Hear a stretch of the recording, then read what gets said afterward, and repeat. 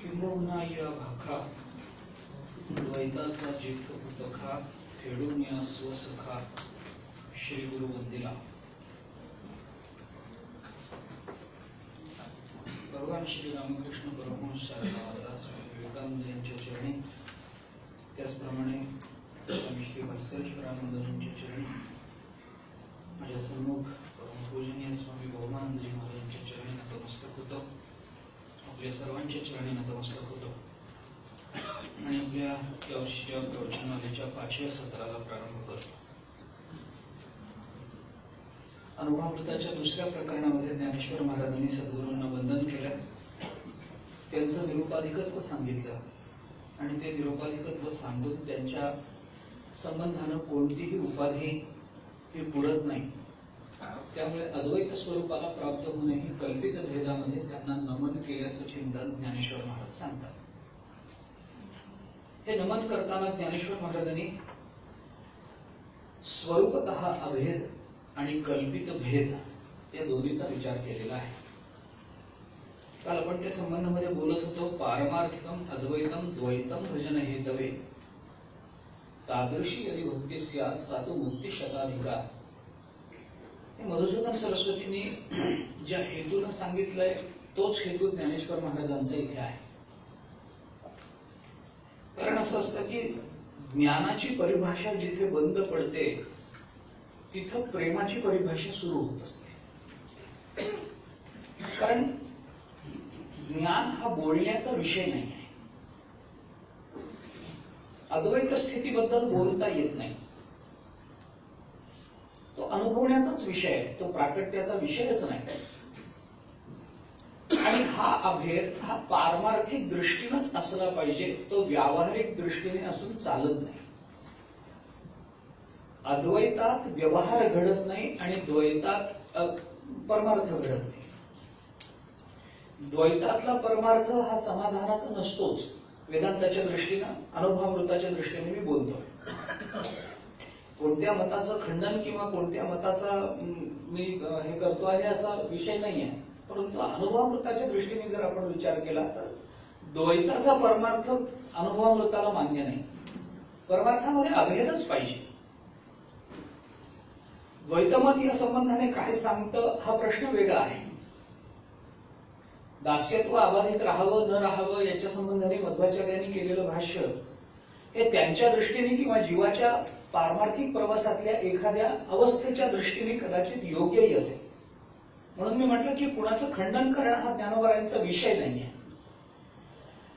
अद्वैत प्रतिपादन करत असताना अद्वैताला विरोध करणाऱ्या मतांचा आपोआप परिहार होत असतो। कोणत्याही मताच्या बाबतीत असंच आहे।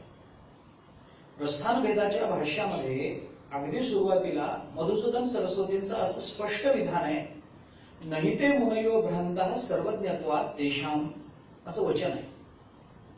कोणत्याही मताचे कोणीही अधिकारी असतील तरी ते अज्ञ नसतात, त्यांच्यावर व्यक्तिगत बोलू नये, ते सर्वज्ञच असतात। नहि ते मुनयो भ्रांतः, भले त्यांनी द्वैत सांगितलं, विशिष्टाद्वैत सांगितलं, द्वैताद्वैत सांगितलं, गणादांनी न्याय सांगितला असेल, कपिलांनी सांख्य तत्व सांगितलं असेल, सांख्य मत मांडलं असेल, आणखीन पूर्वमीमांसा असेल, आणखीन काही असेल, या सगळ्या विचारांती ते काही अज्ञ नाहीत, ते काही वेडे नाहीत ही सगळी मांडणी करणार, तेही सर्वज्ञच आहे।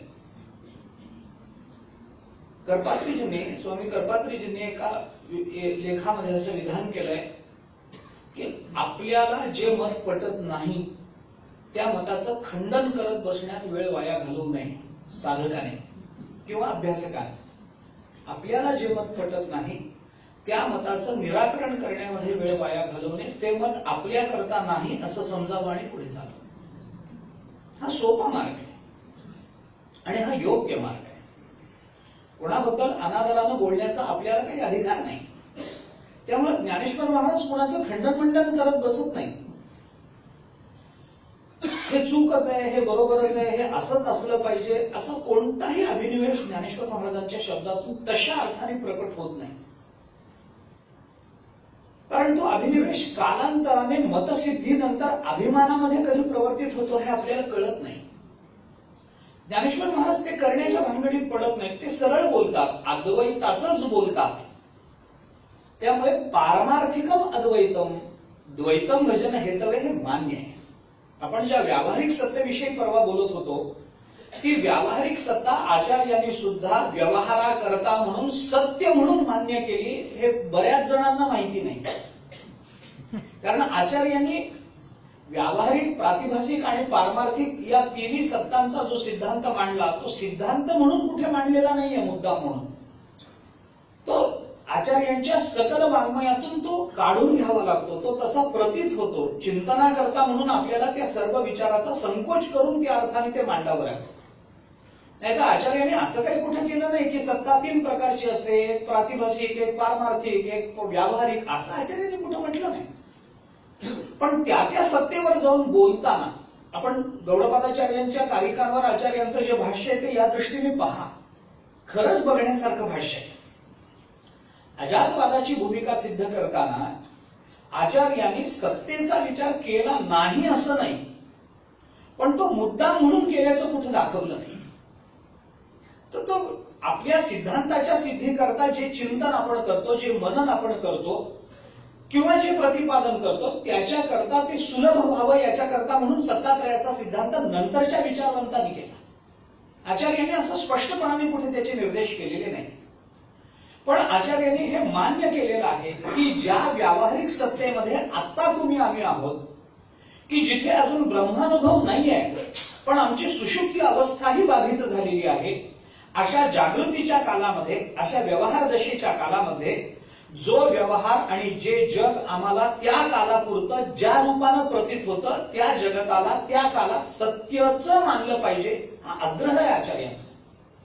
ज्या आचार्यांनी जगत सत्यत्व भ्रांतीसारखं दुसरं कोणतं पाप नाही म्हटलंय, ज्या आचार्यांनी दृश्य जगताचा बाध कसा करावा याच्याकरता आपलं सगळं वाङ्मय खर्च केलंय, ज्या आचार्यांनी ब्रह्मभिन्न पदार्थाला कोणत्याच अर्थाने भावरूपता देता येत नाही याचं प्रतिपादन वारंवार केलेलं आहे, ते आचार्य व्यावहारिक सत्तेमध्ये, व्यवहार कालामध्ये या ज्या जगताबरोबर आपल्याला व्यवहार करायचा आहे तो व्यवहार जगत सत्यत्व मानूनच केला पाहिजे हा आग्रह धरलेला आहे.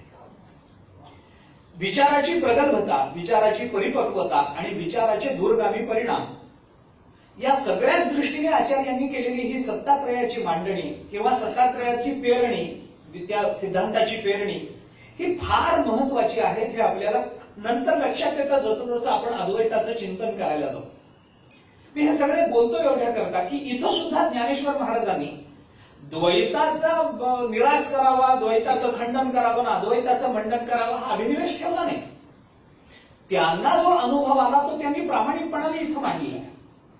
आपल्या सद्गुरूंनी आपल्याला कोणत्या अवस्थेत नेलं हे सांगताना ज्ञानेश्वर महाराज हे बोलतात की आमचं द्वैत हे व्यवहार रूपाने अबाधित ठेवून त्रिकाला बाधित असणारं जे ब्रह्मतत्व त्याची अनुभूती आम्हाला पारमार्थिक दृष्टीने आमच्या सद्गुरूंनी दिलेली आहे. त्यांच्याच कृपेने ही अनुभूती आम्हाला प्राप्त झालेली आहे. ज्ञानेश्वर महाराजांचं हे विधान मी कशाकरता बोलतो पुन्हा एकदा सांगतो. ज्ञान हा विषय बोलण्याचा नाहीच आहे. एका विशिष्ट मर्यादेपर्यंत आपण ज्ञानाच्या भूमिका मांडू शकतो, नंतर आपण काही करू शकत नाही त्या संबंधात. म्हणून थोडंसं गमतीनं असं सांगितलं जातं. गंमतच आहे अर्थात याच्यात पुन्हा कोणाला बोलणं किंवा न बोलणं हा विषय नाहीये, परंतु गमत म्हणून आपण लक्षात घ्या. केवळ परमार्थाबद्दल ज्ञान भूमिकेतून बोलता येत नाही असं नाही. प्रपंचाबद्दलही या संत महात्म्यांना बोलता येत नाही. माझं बोलणं थोडं खटकणारं असलं तरी मी माझ्या दृष्टीने त्याची सिद्धी करतोच. प्रपंचाबद्दलही यांना बोलता येत नाही, परमार्थाबद्दलही बोलता येत नाही. प्रपंचाबद्दलही भाषा उपयुक्त नाही आणि परमार्थाबद्दलही भाषा वापरता येत नाही. त्याचं कारण सांगताना संतांनी असं कारण सांगितलंय की प्रपंचाबद्दल बोलता येत नाही कारण आपण बोलावं इतक्या लायकीचा प्रपंच कधीच नसतो, आणि परमार्थाबद्दल बोलता येत नाही कारण आपण न बोलता जो परमार्थ सांगतो तो ऐकणारा श्रोता त्या योग्यतेचा कधी प्राप्त होत नाही. ही अडचण आहे, मुख्य अडचण आहे. ज्ञानोबारांनी पुढे ते म्हटलंय, माझं बोलणं हे जे बोलणं आहे हे कुणाला कळेल. याच प्रकरणामध्ये पुढे दृष्टांत देताना ज्ञानोबारांनी म्हटलंय, जो आरशाला सोडून किंवा आरसामध्ये न घेता जो स्वतःला पाहू शकतो त्यालाच मी काय म्हणतो हे कळेल. पुढे येणारच आहे, 5-7 ओव्यांच्या पुढे आपल्याला ही ओवी येणारच. ज्ञानोबा म्हणतात, आरसा न स्वीकारता जो स्वतःला पाहू शकतो त्याला मी काय म्हणतो हे कळेल. आता असा अधिकारी कुठे प्राप्त होईल? म्हणून परमार्थाबद्दल उद्घोष करून बोलावं असा परमार्थ नाही, आणि प्रपंचाबद्दल बोलून उपयोग नाही ना.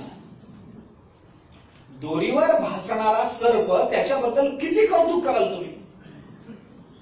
तुकाराम महाराजांनी तर सगळ्यांना सांगून ठेवलंय की बाबा तुम्हाला जर माझ्याकडे यायचं असेल खुशाल या, माझ्याकडे बोलायचं असेल आनंदाने बोला, पण बोलताना एक पथ्य पाळा, प्रपंचाचं बोलू नका. नका मज पाशी वदो प्रपंचाचे विषयी. तुकाराम महाराज बोलतात, माझ्या जवळ येऊन प्रपंचाचं बोलू नका. हेच बोलायचं असतं तर मी इकडं कशाला आलो असतो, मी प्रपंचात राहूनच बोललो असतो. पण प्रपंच हा बोलण्याचा विषय होत नाही, कारण बोलण्याकरता विचार करावा लागतो. जिथं विचार येतो तिथं प्रपंच बाधित होतो. प्रपंचाचं आणि विचाराचं कधीच जमलं नाही. प्रपंच आणि विचार कधीच एका केंद्रात येत नाही. इथला विचार शब्द आपण नुसतं डोकं खाजवणे या अर्थाने नाही, विचार म्हणजे ब्रह्मविचार या अर्थाने आपण विचारात घ्या. ज्ञानोबांनी दुसऱ्या अध्यायात म्हटलंय ज्ञानेश्वरीच्या, विचारिता निरसले प्रपंच सहजे सांडवले, मग तत्वता तत्व उरले ज्ञानी असे. ज्ञानी असे तत्व कधी, कारण प्रपंचाचा विचार करायला जावा तर प्रपंचाचं अस्तित्व दाखवा, म्हणजे तो विचाराचा काहीतरी होईल, विषय होईल, त्याची भावरूपता दाखवा. ब्रह्मविचारामध्ये प्रपंच विचार होईल कसा? होणार नाही. याच्याकरता प्रपंचाचं विचाराचं म्हणजे प्रपंचाचं बोलण्याचं कधी जमलं नाही, प्रपंचाबद्दल बोलता येत नाही. गाथ्यातला तुकाराम महाराजांच्या गाथ्यातला जो पहिला अभंग आहे की नाही, त्या अभंगामध्ये तुकाराम महाराजांनी असं स्पष्ट देवाला प्रार्थना करताना म्हटलंय, समचरण दृष्टी विटेवरी साजिरी, तेथे माझी हरी वृत्ती राहो, आणिक न लगे माईक पदार्थ, तेथे माझे आर्त नको देवा. तिथं माझी आर्तता असू नये. ब्रह्मादिक पदे दुःखाची शिराणी, तेथे दुश्चित्त झणी जडो देसी. तेव्हा माझं चित्त चुकून तुम्ही ब्रह्मदेवाच्या पदाकडे लावाल की मला त्याची अपेक्षा आहे, म्हणून मला त्याचीही अपेक्षा आहे.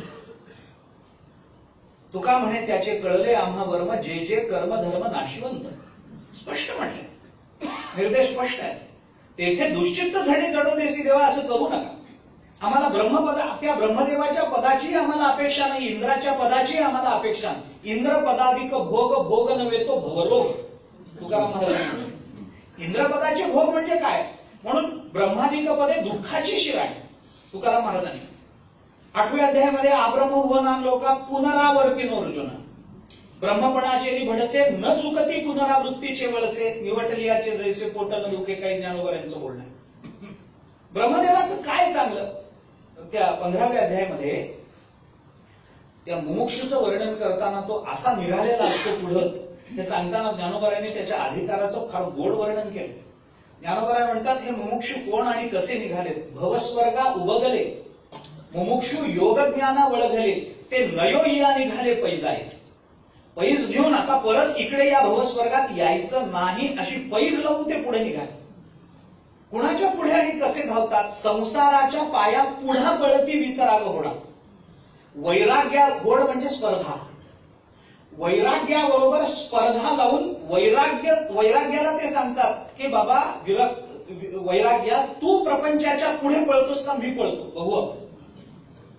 पळती वितराग ओलांडोनी ब्रह्मपदाचा कर्मकडा घालती मागा, मग अहंतादी भावा आपुलिया, झाडा करून आगविया. पत्र देतीये जया ज्ञानिया मूळ घरासी, हे ज्ञानोबराय बोलतात. ते तिथपर्यंत जातात, ज्ञानापर्यंत जाऊनच ते परब्रह्मरूप होऊनच थांबतात. मग तिथं एकदा गेलं नस पुनरावर्तते, नस पुनरावर्तते, तो काही परत माघारी येत नाही. यद्गत्वा न निवर्तन्ते तद्धाम परमं मम. नस पुनरावर्तते, तो काही परत यायची शक्यता राहत नाही.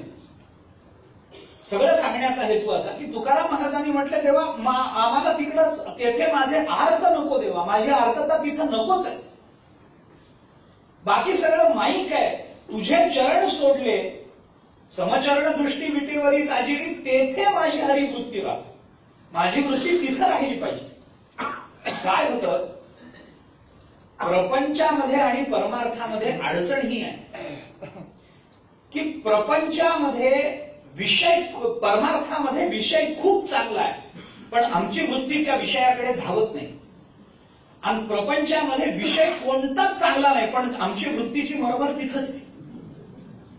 प्रपंच आम्हाला चांगला विषय देऊ शकत नाही पण आमची वृत्ती प्रपंचात धावते.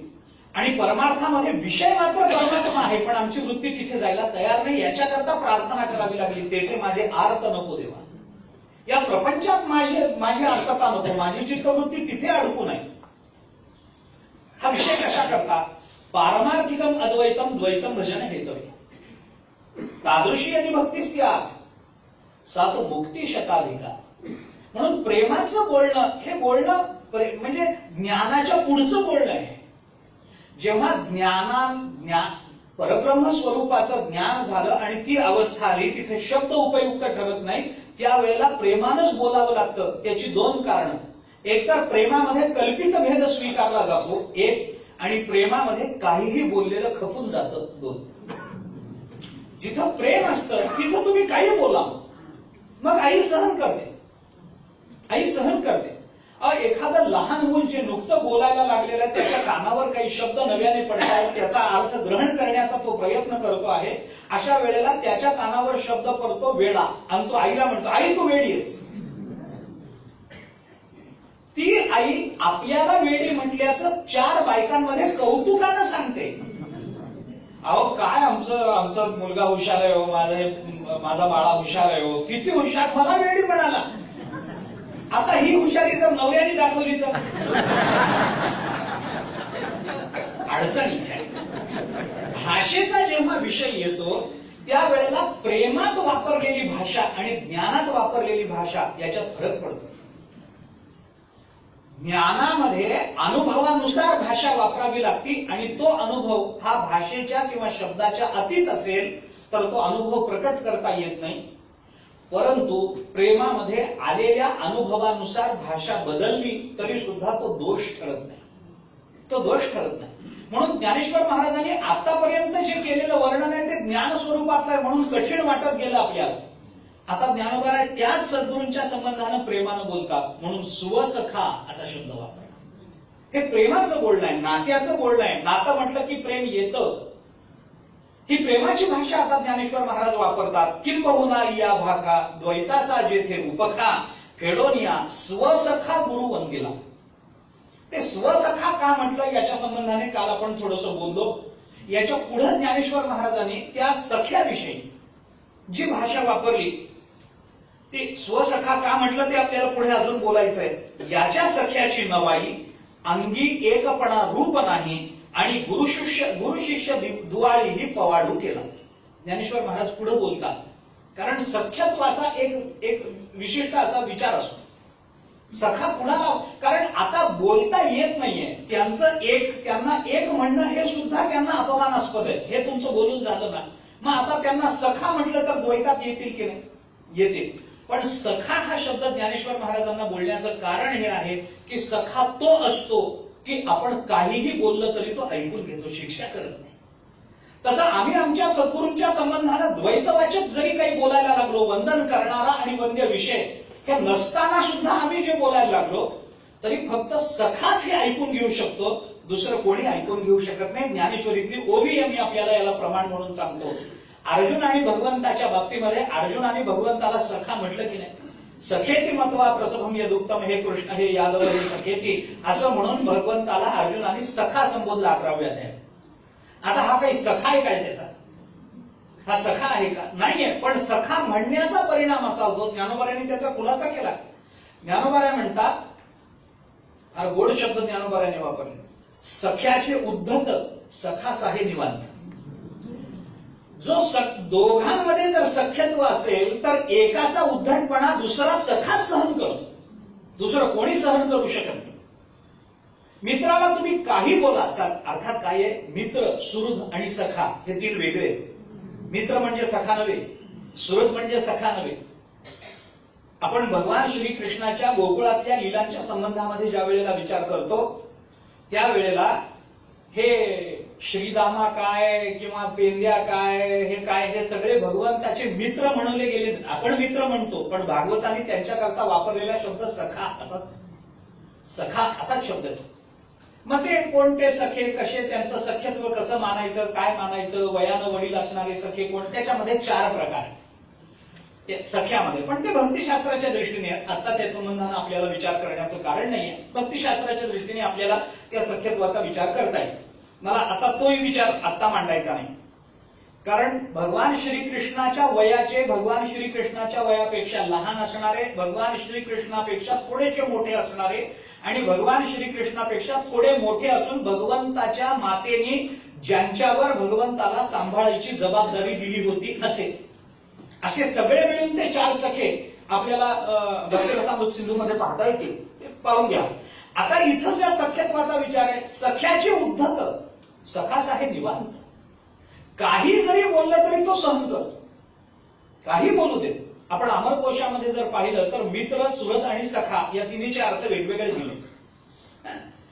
मित्र म्हणजे कोण आहे? जो काही व्यवहार करतो, आपल्याला गरजेला पैसे देतो, पण आपल्याकडून परत देण्याची अपेक्षा करतो, तो मित्र आहे. आणि आपल्याला मित्रच जास्त असतात, सखे फार कमी असतात.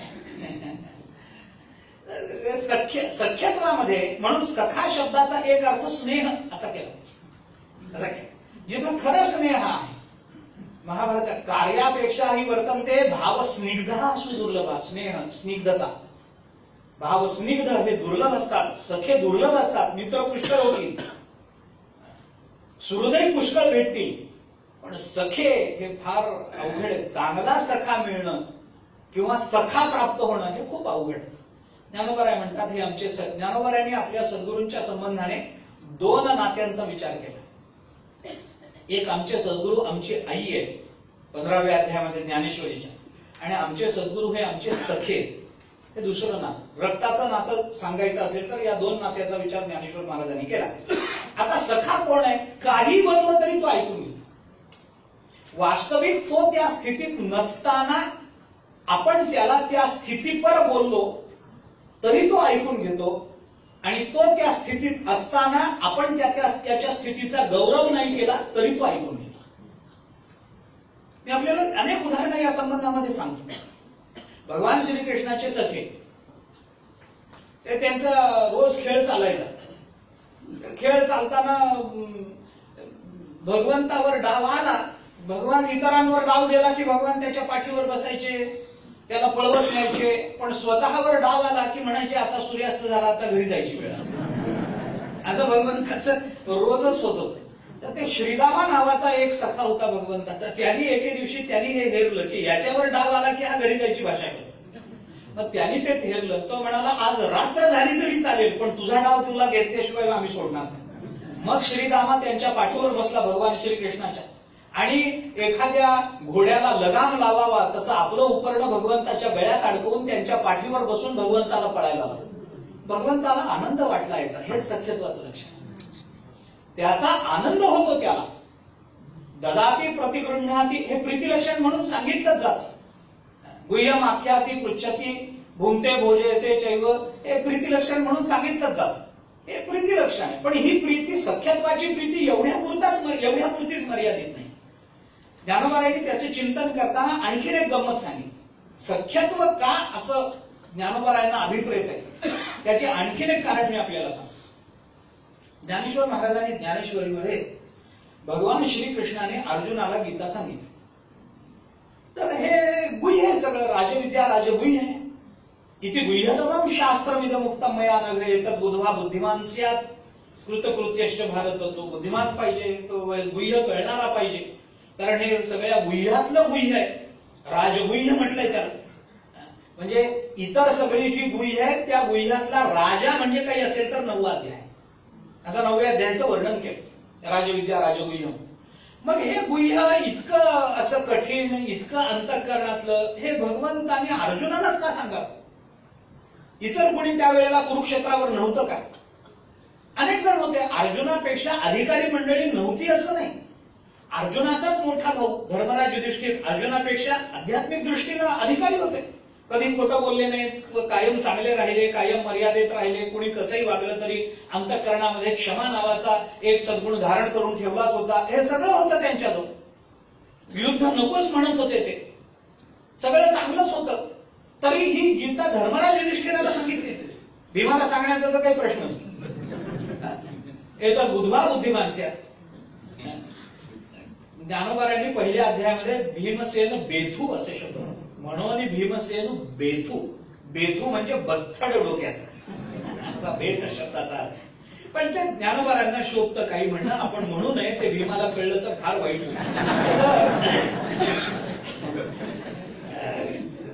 हे मग भीष्माचार्य होते, आजीवन ब्रह्मचर्य पाळलेलं, शब्द प्रमाण मानून आपल्या सर्व प्रतिज्ञा पूर्ण केल्या नेण्याकरता आपलं सर्वस्व पणाला लावणारे भीष्माचार्य ते होते. त्यांनाही गीता सांगितली नाही. बरं, घरी म्हणावं तर रुक्मिणीला कधी सांगितली नाही. ज्ञानोबारांनी हेच ठरलंय. ज्ञानोबाराय म्हणतात, जेन सांगे पितया वसुदेवासी, जेन सांगे माता देवकीसी, जेन सांगे बंधू बळीभद्रासी, ते गुह्य अर्जुनेशी बोलत. लक्ष्मी एवढी जवळीक परी तीही न देखे या प्रेमाचे सुख. लक्ष्मीची जवळीक आहे, पण हे गीता प्रतिपादनाचं सुख लक्ष्मी मातेला नाहीये, रुक्मिणी मातेला नाहीये, सत्यभामेला नाहीये. तिथं अर्जुनच पाहिजे. का? तर तो सखा आहे. गुह्यम आख्याती पृच्छ. सखा आपल्याला आपलं गुह्य विचारतोही आणि त्याचं गुह्य सांगतो. हे सख्यत्व ज्ञानेश्वर महाराज आपल्या सद्गुरूंच्या संबंधानं जोडतात. आणि म्हणून ह्या सख्याची नवलाई ज्ञानोबारायांना इथे सांगायची. हे सख्यत्व एक. आणखीन एक भूमिका आपल्याला अशी पाहता येते की सखा म्हणत असताना ज्ञानेश्वर महाराजांच्या डोळ्यासमोर काय असावं या संबंधातला थोडा विचार करताना असं जाणवतं. मला जाणवलं, आपल्यालाही कदाचित जाणवलं असेल नसेल मला माहिती नाही. परंतु हा सखा ज्ञानोबाराय म्हणतात की याच्या सख्याची नवलाई, हा स्वसखा मी वंदिला. हे सखा म्हणण्याचं कारण काय? हे कुठून आलं असं? त्याचं कारण असं की ज्ञानेश्वर महाराजांनी आपल्या परमात्म्याला, सद्गुरूंना, आपल्या सद्गुरूंना परमात्मा स्वरूप संबोधलंय. ते परमात्मा स्वरूप आहे. परमात्मा स्वरूप आहेत म्हणजे काय? तर ब्रह्म आहे. ब्रह्म कसं असतं? तटस्थ असतं, साक्षी असतं. आणि त्या साक्षीत्व स्वरूपानं त्यांचा बोध करून देण्याकरता पुन्हा सखा हा शब्द वापरला जातो. हे त्याचं कारण सांगतो. आम्ही आपल्याला श्रुती सांगतो. श्रुतीनं असं म्हटलंय, द्वासुपर्णा सयुजा सखाया समानं वृक्षं परिशस्व जाते, तयोर अन्यः पिप्पलं स्वादुवत्ति अनश्नन अन्यः अभिचाक शीती. अशी एक श्रुती आहे. द्वासुपर्णा सयुजा सखाया समानं वृक्षं परिशस्व जाते. मागे बोललोय, एका झाडाच्या फांदीवरती 2 पक्षी बसलेले आहेत. त्याच्यातला एक पक्षी, तयोर अन्यः पिप्पलं स्वादुवत्ति, त्याच्यातला एक पक्षी त्या झाडाला लागलेली फळं खातो आहे.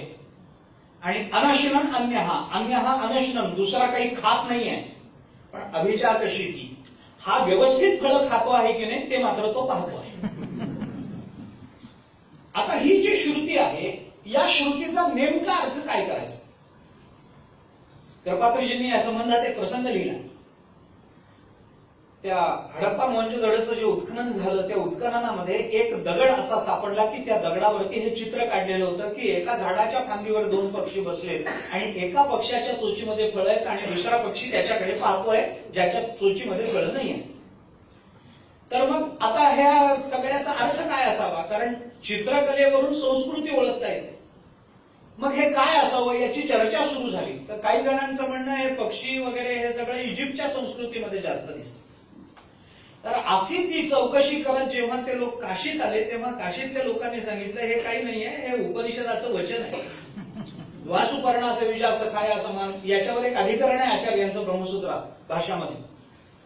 एका झाडाच्या फांदीवर दोन पक्षी बसले, त्याच्यातला एक पक्षी हा त्या झाडाला लागलेली फळं खातो आहे आणि दुसरा मात्र फळं खात नाहीये, पण हा फळं व्यवस्थित खातोय की नाही ते बघतोय. तर याचा अर्थ काय करायचा? त्याचं उत्तर असं आहे आचार्यांनी दिलेलं, आणि संगती लावताना भाष्यकारांनी लावलेली संगती म्हणजे सगळ्यांनीच, म्हणजे श्रुतीवरच्या उपनिषदावरच्या सर्व भाष्यकारांनी ही संगती अशीच लावली. वेदात जिथं हे प्रमाण आलं तिथं सुद्धा सायणाचार्यांनी अशीच संगती लावलेली. त्यांनी असं म्हटलंय की एका झाडाच्या फांदीवर हे दोन पक्षी बसलेत. हे दोन पक्षी कोण आहेत? एक आहे याच्यातला जीव आणि दुसरा आहे परमात्मा. जीव झाडाला लागलेली फळं खातो आहे, म्हणजे आपल्या कर्माची फळं त्याला चाखावीच लागतात, तो ती चाखतो आहे. आणि दुसरा जो आहे जो परमात्मा, त्याला कर्म नसल्यामुळे त्याला फळ नाहीये, त्यामुळे तो फळ खात नाही. पण हा जीव आपल्या कर्माची योग्य फळं खातो आहे की नाही हे मात्र तो बघतो आहे. हे झाडाच्या फांदीवर बसलेले दोन पक्षी. आता थोडंसं आपण अनुभवामृतात येऊ. ज्ञानोबा म्हणतात ते उपनिषदात काय अर्थ केला जीव आणि ब्रह्म वगैरे तो केला असेल, पण इथं एका झाडाच्या फांदीवर बसलेले हे दोन पक्षी आहेत. याच्यातला एक पक्षी म्हणजे मी आहे आणि दुसरे पक्षी म्हणजे आमचे सद्गुरू आहेत. ते सख्य शब्द वापरण्याचं कारण असं आहे की द्वासुपर्णा सयुजा सखाया असा शब्द वापर. समानम वृक्षम परिशस्व जाते. एकाच झाडाच्या फांदीवर बसले. तसं आता हे गुरु शिष्य दोघे एकाच स्वरूपावर आरूढ आहेत. पण तरी सुद्धा जरी हे कर्मफळ खाणं न खाणं हा नंतरचा विषय वेगळा असला किंवा त्याची संगती जरी वेगळी असली तरी सुद्धा ज्ञानोबा म्हणतात ती श्रुती त्यांना प्रमाण. द्वासुपर्णा सयुजा सखाय. आता हे द्वासुपर्णा, आता ते सयुजा सखाया असं सखाया रूप होत नाही, पण श्रुतीनं केलंय म्हटल्यानंतर तो आर्ष प्रयोग स्वीकारावा लागतो आपल्याला, त्याच्यात बदल करता येईल. तसा प्रयोग होत नसताना जर वेदांनी तो केला असेल तर त्याचा प्रयोग चुकला असं म्हणायचं नाही, तो आर्ष प्रयोग म्हणून स्वीकारायचा. असा प्रयोग पुन्हा कुणाला करता येत नाही, पण वेदांनी केला तो चालू शकतो. तर तो आर्ष प्रयोग कसा का असेल, पण द्वौ सुपर्णौ सयुजौ असं जे ह्याचे द्विवचनी सगळे प्रयोग केलेले आहेत याचा विचार करा ना. काय आहे, हे दोन आहेत. आता ह्याच्यात थोडा याचा खुलासा सांगू. द्वौ सुपर्णौ सयुजौ आणि मग सखाया असा शब्द आला. तर सखाया हे शेवटी आलं सगळ्यात. त्याच्या पुढं दोघांच्या संबंधाचा विचार नाहीये, कारण वेदाचं हे म्हणणं आहे सख्यत्वामध्ये एकदा लोप झाला की पुढे संबंधाला अर्थ राहत नाही, म्हणून ते सखाया शेवटी आहे. परंतु त्याची संगती थोडीशी आपल्याला लक्षात घेता येते.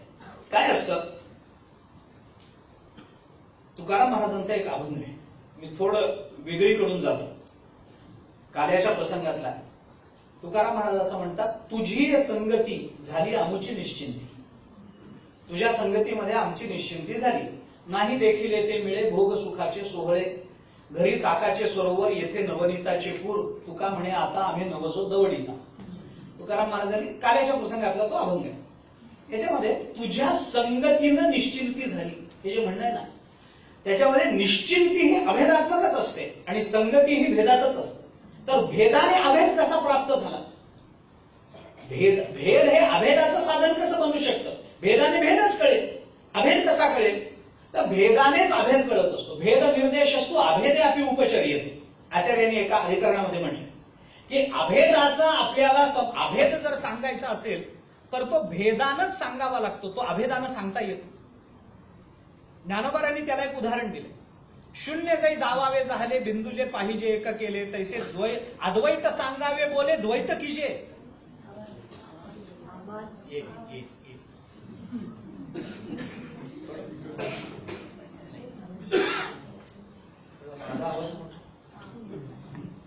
ठीक आहे. आचार्यांनी म्हटले भेद निर्देश असतो अभेदे अपि. अभेदासाठी भेदाचाच निर्देश करावा लागतो तर अभेद कळतो, नाहीतर अभेद कळण्याला दुसरा मार्ग नाही, दुसरा माध्यम नाही. शून्य या शब्दाचा अर्थ काही नाही असा जरी असला तरी काही नाही हे फळ्यावर काढून दाखवा. तर ते काढण्याकरता आपल्याला खडून एक वर्तुळ काढावंच लागेल, तर त्याला आपल्याला शून्य म्हणजे काही नाही हे काहीतरी काढून दाखवावं लागेल असं आहे. म्हणजे अभेद हा सुद्धा भेदानच, म्हणून ज्ञानोबांनी केलेलं दिलेलं उदाहरण हेच आहे. शून्य जरी गावावे झाले तरी बिंदूले पाहिजे एक केले, तैसे अद्वैत सांगावे बोले द्वैत कीजे. थोडं ते अभेद तो भेदाचा निर्देश करूनच सांगावा लागतो. त्याची उदाहरणं अनेक आहेत, त्याचा आता विचार करण्याचं कारण नाही. परंतु संगती आणि निश्चिंती याचा विचार केला तर ज्ञानेश्वर महाराज इथं निश्चिंतीचा विचार करतातच आहे, पण तरीही नमना करता म्हणून संगती स्वीकारतात.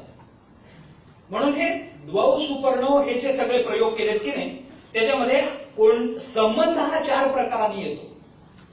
थोडासा वेगळा विचार जर मानायचा झाला तर पहिल्यांदा तिथं भेद असावा लागतो, तर संबंध येतो. पहिलं कारण, संबंध येण्याचं पहिलं कारण भेद असावा. ते कसं आहे, वेळ जाईल याच्यामध्ये, पण हे फार छान चिंतन आहे. वेळ जाईल याच्यात. द्वौ सुपर्णौ दोघे असावेत आणि ते सुपर्ण असावेत, म्हणजे काय, सजातीयता असावी तर संबंध येतो. विजातीयाचा संबंध कधी येत नाही. 2 आहेत, संबंध आला म्हणजे काय झालं, कुणाचाही कुणाशी संबंध येईल का, येणार नाही. त्याच्यामध्ये सुपर्ण 2 म्हणजे दोघांनाही पंख आहेत असेच दोघे लागतात. पक्ष असणारे हे पक्षी हे त्या झाडावर बसले. सुपर्ण म्हणजे सजातीय संबंध आला, सजातीयता आली. विजातीयामध्ये संबंध सिद्ध होत नाही, आला तरी तो टिकत नाही, जरी आला तरी तो समाधान देत नाही विजातीयत्वामध्ये. त्याच्यामुळे सुपर्ण असा शब्द वापरला. दोघांनाही पंख आहेत. जीवाला पंख आहे, परमात्म्याला पंख आहे. जीवाला कोणते पंख आणि परमात्म्याला कोणते पंख, ते वेगवेगळे कसे मानायचे ते वेगवेगळ्या अर्थाने. ते काय, जीवाच्या बाबतीत विचार करताना जीवाला 2 उभाभ्याम पक्षाभ्याम ते योग वासिष्ठामध्ये आहे.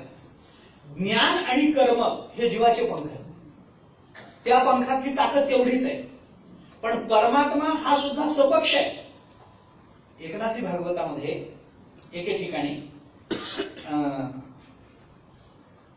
विभूती सांगितल्या आहेत. जशा ज्ञानेश्वरी 10व्या अध्यायात विभूती आल्यात की नाही, तशा एकनाथी भागवतामध्ये काही ठिकाणी विभूती सांगितल्या आहेत. त्याच्यामध्ये एकादशी ही भगवंताची विभूती मानली. तिथीमध्ये एकादशी ही भगवंताची विभूती मानली. तर तिथे चिंतन करताना नाथ महाराजांनी हेच केलंय की हा जो परमात्मा नावाचा पक्षी आहे त्याची एकादशी ही विभूती आहे. मग त्याला पक्षी का म्हणायचं, कारण ही एकादशी शुद्धात आणि वद्यात 2 पक्षात येते, असा श्लेष केला. असा श्लेष शुद्ध आणि वद्य पक्ष असे परमात्म्याची ती एकादशी तिथी असल्यामुळे 2 पंख परमात्म्याला येईल. जीवाला कर्म आणि ज्ञान हे 2 पंख आहेत, परमात्म्याला ज्ञान आणि भक्ती हे 2 पंख आहेत. अशा कोणत्याही अर्थाने आपण त्याची संगती लावू शकतो. तर कर्म आणि ज्ञान म्हणून भगवंतानी पहा, जवळवरी दोन्ही भुजा आलो घेऊनी आलिंगावया लागोनी तयाचे अंग 12व्या अध्यायात भगवान म्हणतात मी चतुर्भुज का झालो, मला 2 हात पुरत नव्हते असं नाही, पण या 2 हाताने भक्तांना आलिंगन देऊन मला समाधान होत नव्हतं म्हणून अजून 2 जास्तीचे हात घेऊन आलो. आलिंगावया लागोनी तयाचे अंग याच्याकरता म्हणजे हे वाढवून 2 आणलेले पंख म्हणजे हे 2 हात आहेत असा अर्थ आपल्याला करता येऊ शकतो. हे एक. आता गंमत अशी आहे, नुसती सजातीयता, मला यायचे सखाया या पदापर्यंत, नुसती सजातीयता असून दोघांमध्ये चांगले संबंध निर्माण होतील असं म्हणता येतं का, तर येत नाही. मी आपल्याला उदाहरण सांगतो. कौरव पांडव सजातीय होते की नाही, कुठे सख्य झालं, सजातीयता आहे पण सख्य नाही. वाली आणि सुग्रीव सजातीय आहे, कुठे सख्य आहे, पण वाली सुग्रीव आणि राम सजातीयता नसताना सख्य आहे.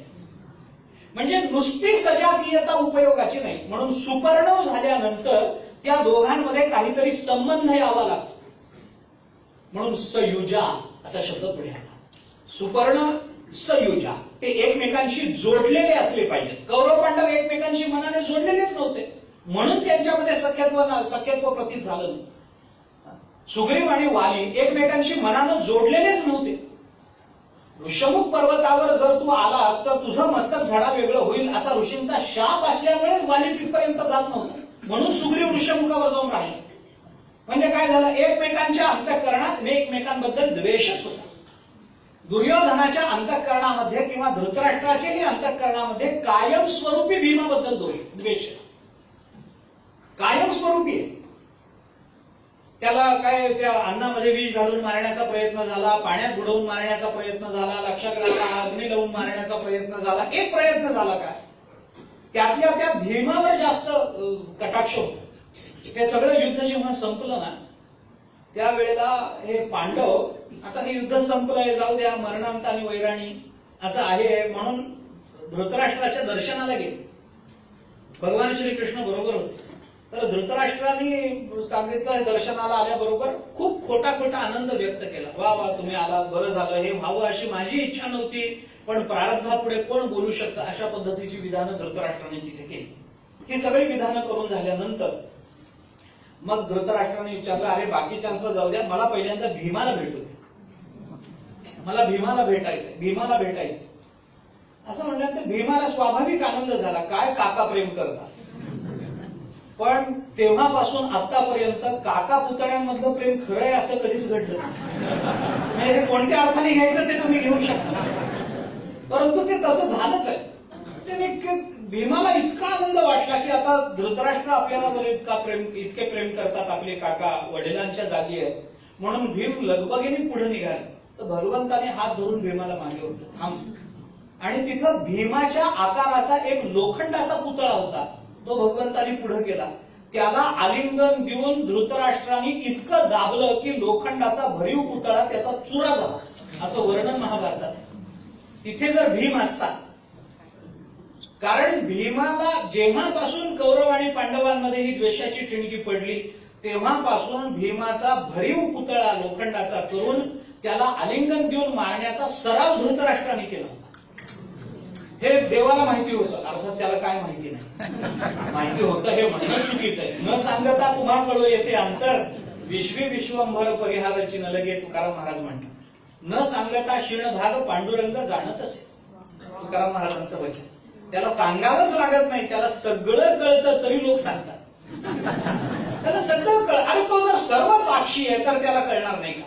म्हणून सुपर्णा याच्यावरून एवढ्यावरून भागलं नाही, सयुजा शब्द वापरावा लागला. श्रुती एकमेकांशी जोडलं जाणं हे फार महत्वाचं आहे, फार महत्वाचं. आता सजातीयता आली, नुसती सजातीयता येऊन चालणार नाही, ते एकमेकांशी जोडलेले असले पाहिजेत, एकमेकांबद्दल प्रेम पाहिजे. सखाया शब्द त्याच्या पुढे आला, सयुजा सखाया. आता सखाया शब्द मी आधी घेतो, कारण साजात्य संबंध येऊन चालत नाही, त्याच्यामध्ये सख्यत्व असावं लागतं. नुसतं सजातीयता असून चालत नाही, त्याच्यामध्ये सख्यत्व असावं लागतं. आता नुसतं सख्यत्वही चालत नाही, कारण का, चक्रवाक आणि चक्रवाकी यांच्यामध्ये साजात्य संबंध सजातीयता आहे की नाही, आहे. एकमेकांबद्दल सख्यत्व भावना आहे की नाही, आहे. पण सुख आहे का, निश्चिंती आहे का, नाही. हा चक्रवाक आणि चक्रवाकी दिवसभर एकत्र राहतात आणि सूर्य अस्ताला गेला की त्यांच्यामध्ये ताटातूट होते आणि रात्रभर एकमेकांच्या विरहामध्ये दोघांना ओरडावं लागतं. चक्रवाक आणि चक्रवाक म्हणजे साजात्य असून सुद्धा किंवा सख्यत्व असून सुद्धा आणि हे असून सुद्धा, साजात्य असून सुद्धा समाधान नाहीच आहे, निश्चिंती नाहीच आहे. याच्याकरता म्हणून सयुजा हा शब्द पुन्हा वापरावा.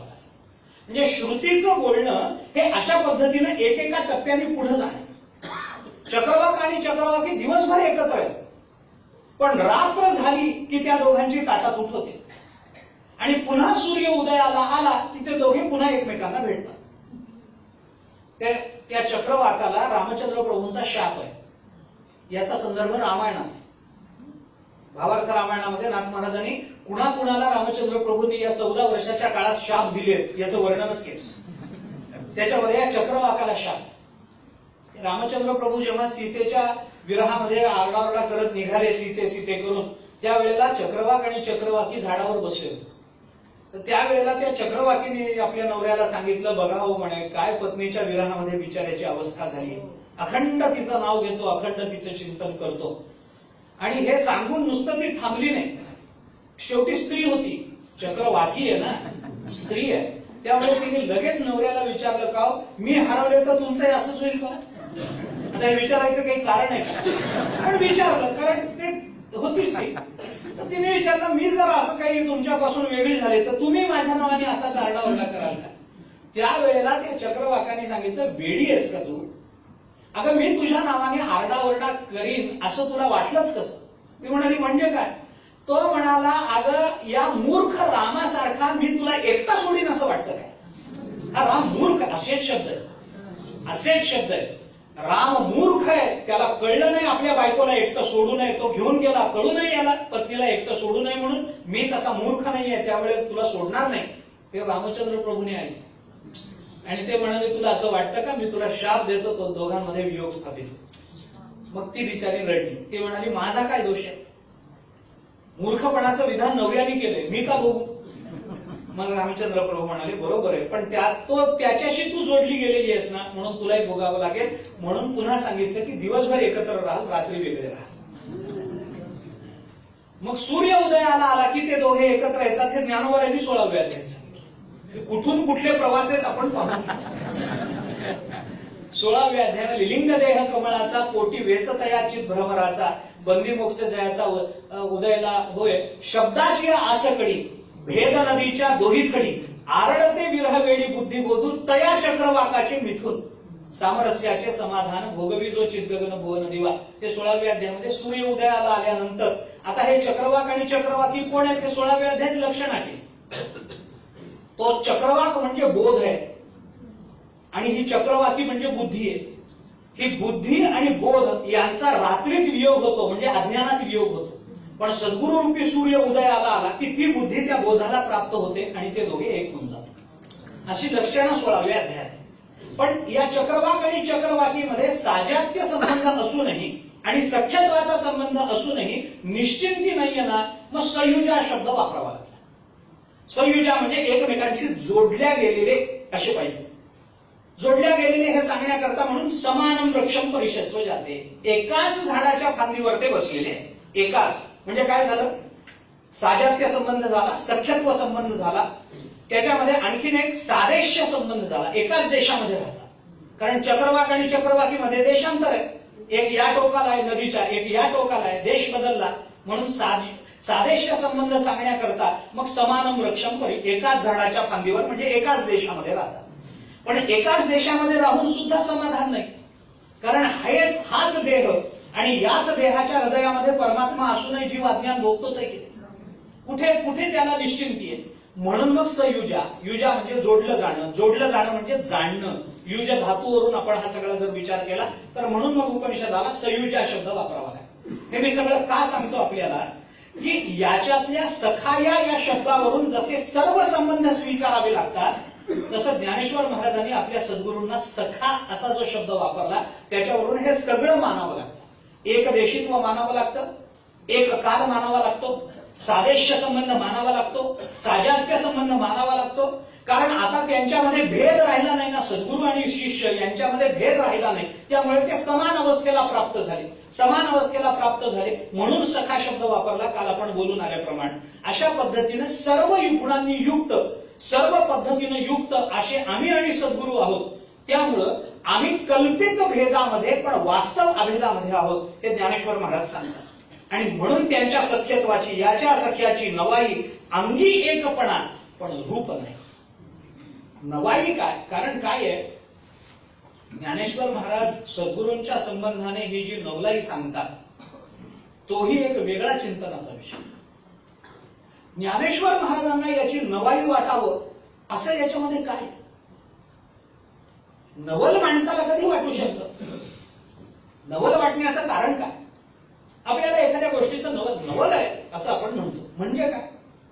एखादा माणूस आपल्याला अपेक्षित वागला नाही, माणूस म्हणतो का इतका चांगला माणूस पण असं वागावं, आश्चर्य हो. म्हणजे नवल वाटायचं का? बरं, ज्यांना भिंत चालवण्यात नवल नाही, रेडा वदवण्यात नवल नाही, त्यांना याच्यात नवल वाटत. म्हणजे ज्ञानेश्वर महाराजांना कशाचं तरी नवल वाटतं याचंच नवल आहे. ते थोडं उलट आहे. त्यांना कशाचं नवल? असा नवल वाटण्याचं कारण काय? काय असतं घडलेल्या घटनेची कार्यकारण संगती लागली नाही की त्या घटनेबद्दल नवल वाटत असतं. कार्यकारण भावसंगती लागली पाहिजे तर नवल वाटत नाही. पण ज्याला ती संगती कळत नाही त्याला ते नवल वाटतं. म्हणून आपण परवा बोललो ना, रेड्याच्या मुखातून वेद बोलवण्यामध्ये इतरांना नवल वाटतं, तुकाराम महाराजांना वाटत नाही. कारण त्यांना त्याची कार्यकारण भावसंगती कळते. ज्ञानोबांना स्वतःला त्याच्यात नवल वाटत नाही, भावसंगती माहिती आहे. संतांना नवल वाटत नाही, भावसंगती माहिती आहे. कार्यकारण कळलं नाही, कार्यकारण घडलेल्या कार्याचा कार्यकारण भाव कळाला नाही, नवल वाटतं. अहो घरामध्ये काय होतं, लहान मुलं आहे, एखादा मोठा माणूस त्याला जवळ बसवून जादू दाखवतो. तर काय जादू दाखवतो, तर एका हातामध्ये नाणं घेतो आणि त्याला सांगतो, हे बघ आता हे नाणं या हातामध्ये येईल. मग काय करतो, मागे हात नेतो, नाणं या हातातून त्या हातात घेतो आणि त्याच्या समोर उघडतो. मुलाला वाटतं आपला बाप केवढा मोठा जादूगार, हे बघ इकडचं बोट इकडं करतो, इकडचं बोट इकडं करतो, असं म्हणून ते दोन बोट बदलून टाकली जातात. वडिलांना वाटतं, त्या मुलाला वाटतं वडील केवढे हुशार आहे. कारण का बरं, ह्याचं नवल आईला वाटतं का? आईला कधीच वाटत नाही, कारण तिला माहिती आहे की या बोटावरचं त्या बोटावर करण्यात हे पटायचं. त्यामुळे तिला त्याचं नवल नाही आहे, कारण तिला त्याची कार्यकारण भावसंगती कळते. मुलाला कळत नाही म्हणून नवल वाटत, आईला नवल वाटत नाही. पण आईचं बऱ्याच वेळेला बापाला नवल वाटतं नवऱ्याला, कारण दुपारी खिशात ठेवलेले पैसे संध्याकाळी सापडत नाही. कार्यकारण संगती त्याला कळत नाही ना, आता होते गेले कुठे, इथे ठेवले होते. पण ते तिला माहिती असतं, त्यामुळे तिला नवल नाही. ती आपल्या इकडं तिकडं असतील तिथंच नीट बघा, असतील तिथेच नीट बघा. त्याला मात्र नवल वाटतं, अरे आता मी कपडे अडकवून ठेवले इथे, पैसे कसे अशानं गायब झाले, घरात काही गोताटकी आहे का काय, त्याला नवल वाटत राहतं. हे नवल त्याला शेवटपर्यंत सुटत नाही. हे कोडं त्याला शेवटपर्यंत म्हणजे शेवटपर्यंत सुटत नाही. का असं झालं असेल हे त्याला कळतच नाही. कार्यकारण भावसंगती कळत नसेल तर नवल वाटणं शक्य. आता ज्ञानेश्वर महाराज एका बाजूला अद्वैत आहे आणि कल्पित भेद आहे, ह्या कार्यकारण संगती सांगूनही सत्यत्वाची नवाई वाटत. याचं कारण काय? म्हणून नवलाईचं दुसरं कारण आहे, जे आपण काल बोललो, प्रेम. हे नवलाईचं दुसरं कारण असतं. जिथं प्रेम असतं तिथं नवल व्यक्त होतच असतं. एकमेकांवर प्रेम असलं की नवल वाटतच. आपला अगदी जीवश्च कंठस्थ मित्र आपल्या घरी आला, अनेक वेळेला येतो, जीवश्च कंठस्थ मित्र आहे तो आपल्या घरी आला की प्रत्येक वेळेला, अरे तू म्हणजे कोण यावं अशी अपेक्षा. आश्चर्य वाटण्यासारखं याच्यामध्ये काय? तो आपला अगदी घनिष्ठ मित्र आहे म्हटल्यानंतर आपल्या घरी कधीही यायला त्याला मुभा आहे की नाही? आहे. त्याच्यात आपल्या घनिष्ठ नातं आहे की नाही? आहे. एकमेकांचं एकमेकावर निरतिशय प्रेम आहे की नाही? आहे. मग आश्चर्य वाटण्यासारखं काय? हेच आश्चर्य आहे. प्रेमच आश्चर्य निर्माण करतं. सगळं माहिती असून आश्चर्य वाटायला लावणारं प्रेम आहे, आणि त्या प्रेमासारखं आश्चर्य या जगात दुसरं नाही. प्रेम माणसाला आश्चर्यामध्ये टाकतं, नवलाई करायला भाग पाडतं. जसं आपण काल बोललो, आईचं मुलावर प्रेम असतं आणि मूल चालायला लागलं की आईला नवल वाटतं, अरे चालायला लागला म्हणजे काय अपेक्षा काय? त्यांनी चालू नये अशी अपेक्षा आहे का? आत्यापर्यंत तिला झालेली जे काही 1, 2, 3 आपत्ती आहे ती चालली नाहीत काय? चाललीच ना. लहान मूल त्या वयामध्ये चालतं हे आईला माहिती आहे ना, तरी ते चोच करून, चोच हा शब्द ज्ञानोबांनी वापरा, ते चोच करून माऊली ऋषीची, त्या आश्चर्यामध्ये तिला आनंद वाटतो. म्हणून प्रेम हे त्याचं दुसरं कारण आहे. ज्ञानोबांना इथं सख्याचं जे सख्यत्वाचं जे प्रेम आहे, त्या प्रेमामुळे ज्ञानोबा हे व्यक्त करतात की याच्या सख्यत्वाची नवाई किंवा याच्या सख्याची नवाई.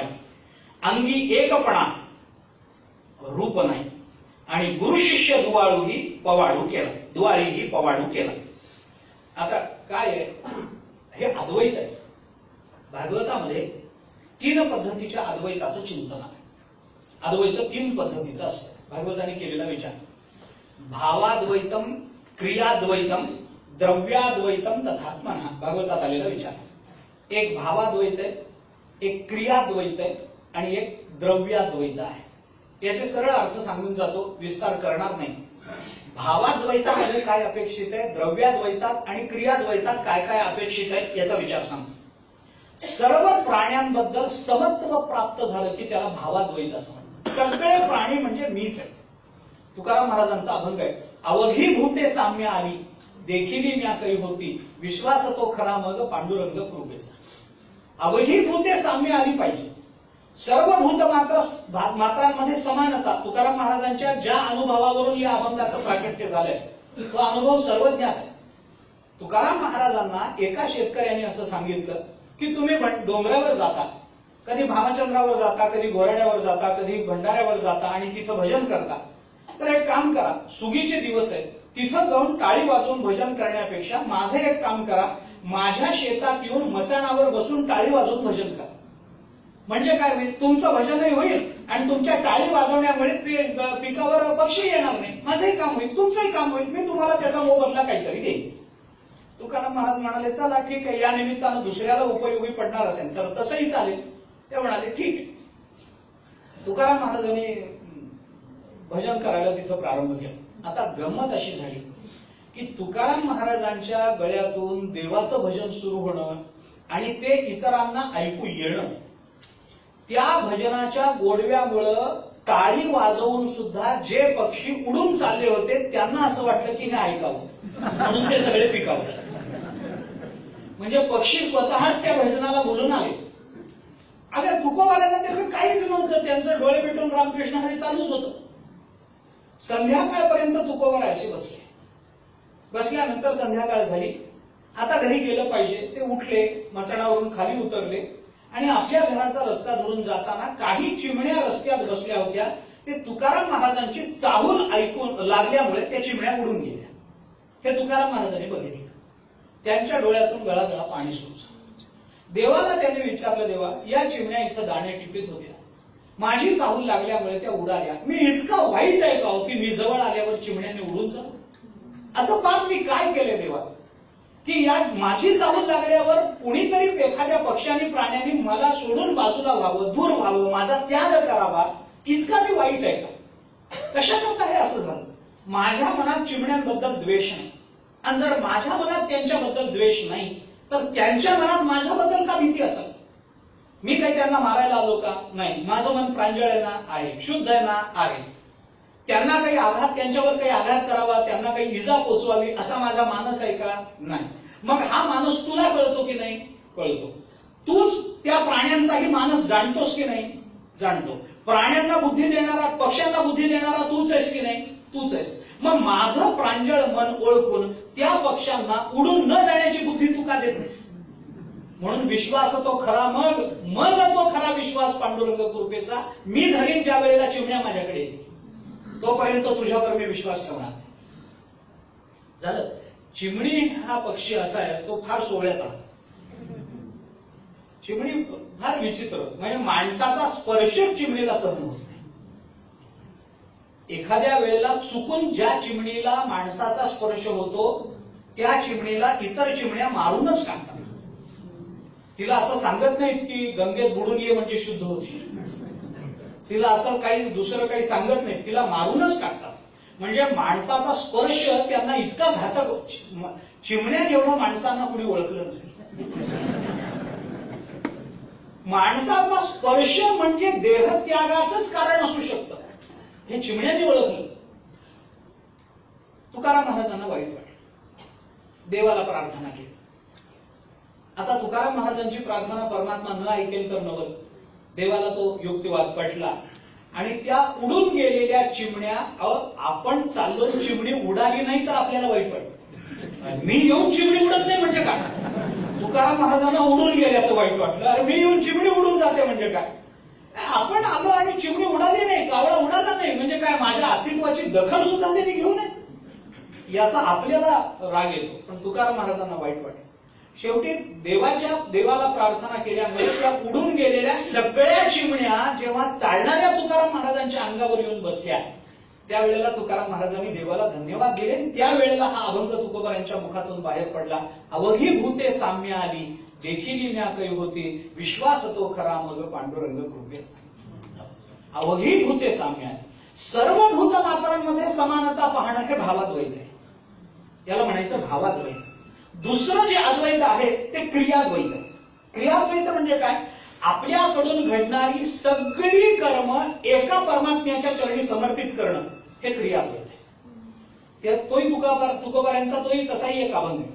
जे जे काही करीतो देवा ते ते सेवा समर्पे, भेद नाही सर्वात्मना नारायणा तुझं मस. जे जे काही करतो ते ते सगळं समर्पित. त्वदीय वस्तू गोविंद तुभ्यमेव समर्पय. हे तुझंच आहे, तुझं तुला समर्पण. कारण कोणती क्रिया मनुष्य स्वतःच्या सत्तेने करू शकत नाही. काल आपण बोललोय अधिष्ठानम तथा करता करणंच प्रथम वगैरे होते. आपण कोणती क्रिया आपल्या सत्तेने करू शकतो? कोणतीच करू शकत. तुकाराम महाराजांनी एका अभंगामध्ये म्हटलंय की आम्ही काही करू तर ती देवाची सत्ता आहे. सूर्य चालतो देवाची सत्ता, दिवस उजाडतो देवाची सत्ता, वेद बोलतो देवाचे. नामदेवरायांचा अभंग आहे, तुझिया सत्तेने वेदासी बोलणे, सूर्यासी चालणे तुझिया बळे. तुकाराम महाराजांनी सुद्धा देवाला हे सांगितलं, आम्ही जे करतो ते तुझ्या सत्तेने करतो देवा. आम्हाला कर्मावर आमची सत्ता, जीवाची सत्ता कर्मावर चालत नाही. चालली असती तर जीव कर्मबंधनात अडकलाच नसता. अहो, आपण एक फूल घेतो आणि देवाला समर्पित करतो. एक फूल देवाला वाहतो आणि आपल्याला असं वाटतं की या मोबदल्यात देवाने आपल्याला निदान पृथ्वीचं साम्राज्य दिलं पाहिजे. निदान. आता गंमत ही आहे की हे फूल आपण जे देवाला वाहतो ते फूल कुणाचं? सकाळी फिरायला बाहेर गेल्यानंतर दुसऱ्यांच्या अंगणात घुसून किंवा दुसऱ्याच्या अंगणातलं झाड जर बाहेर आलेलं असेल तर जणू काही आपल्या हक्काचं आहे असं समजून घर मालकाला कळू न देता ते आणायचं आणि देवाला व्हायचं. फुल कुणाचं? दुसऱ्याचं. बरं, ते त्याचंही नाही, फुल आहे झाडाचं. फुल आहे झाडाचं. झाडाचं फुल घ्यायचं आणि देवाला व्हायचं म्हणजे दुसऱ्याचं घ्यायचं, तिसऱ्याला द्यायचं आणि राज्य आम्हाला मिळावं. आम्ही देवावर दुधाचा अभिषेक केला. दूध कुणाचं? गाईचं. कुणा करता? वासरा करता. आम्ही घेणारे कोण आहोत?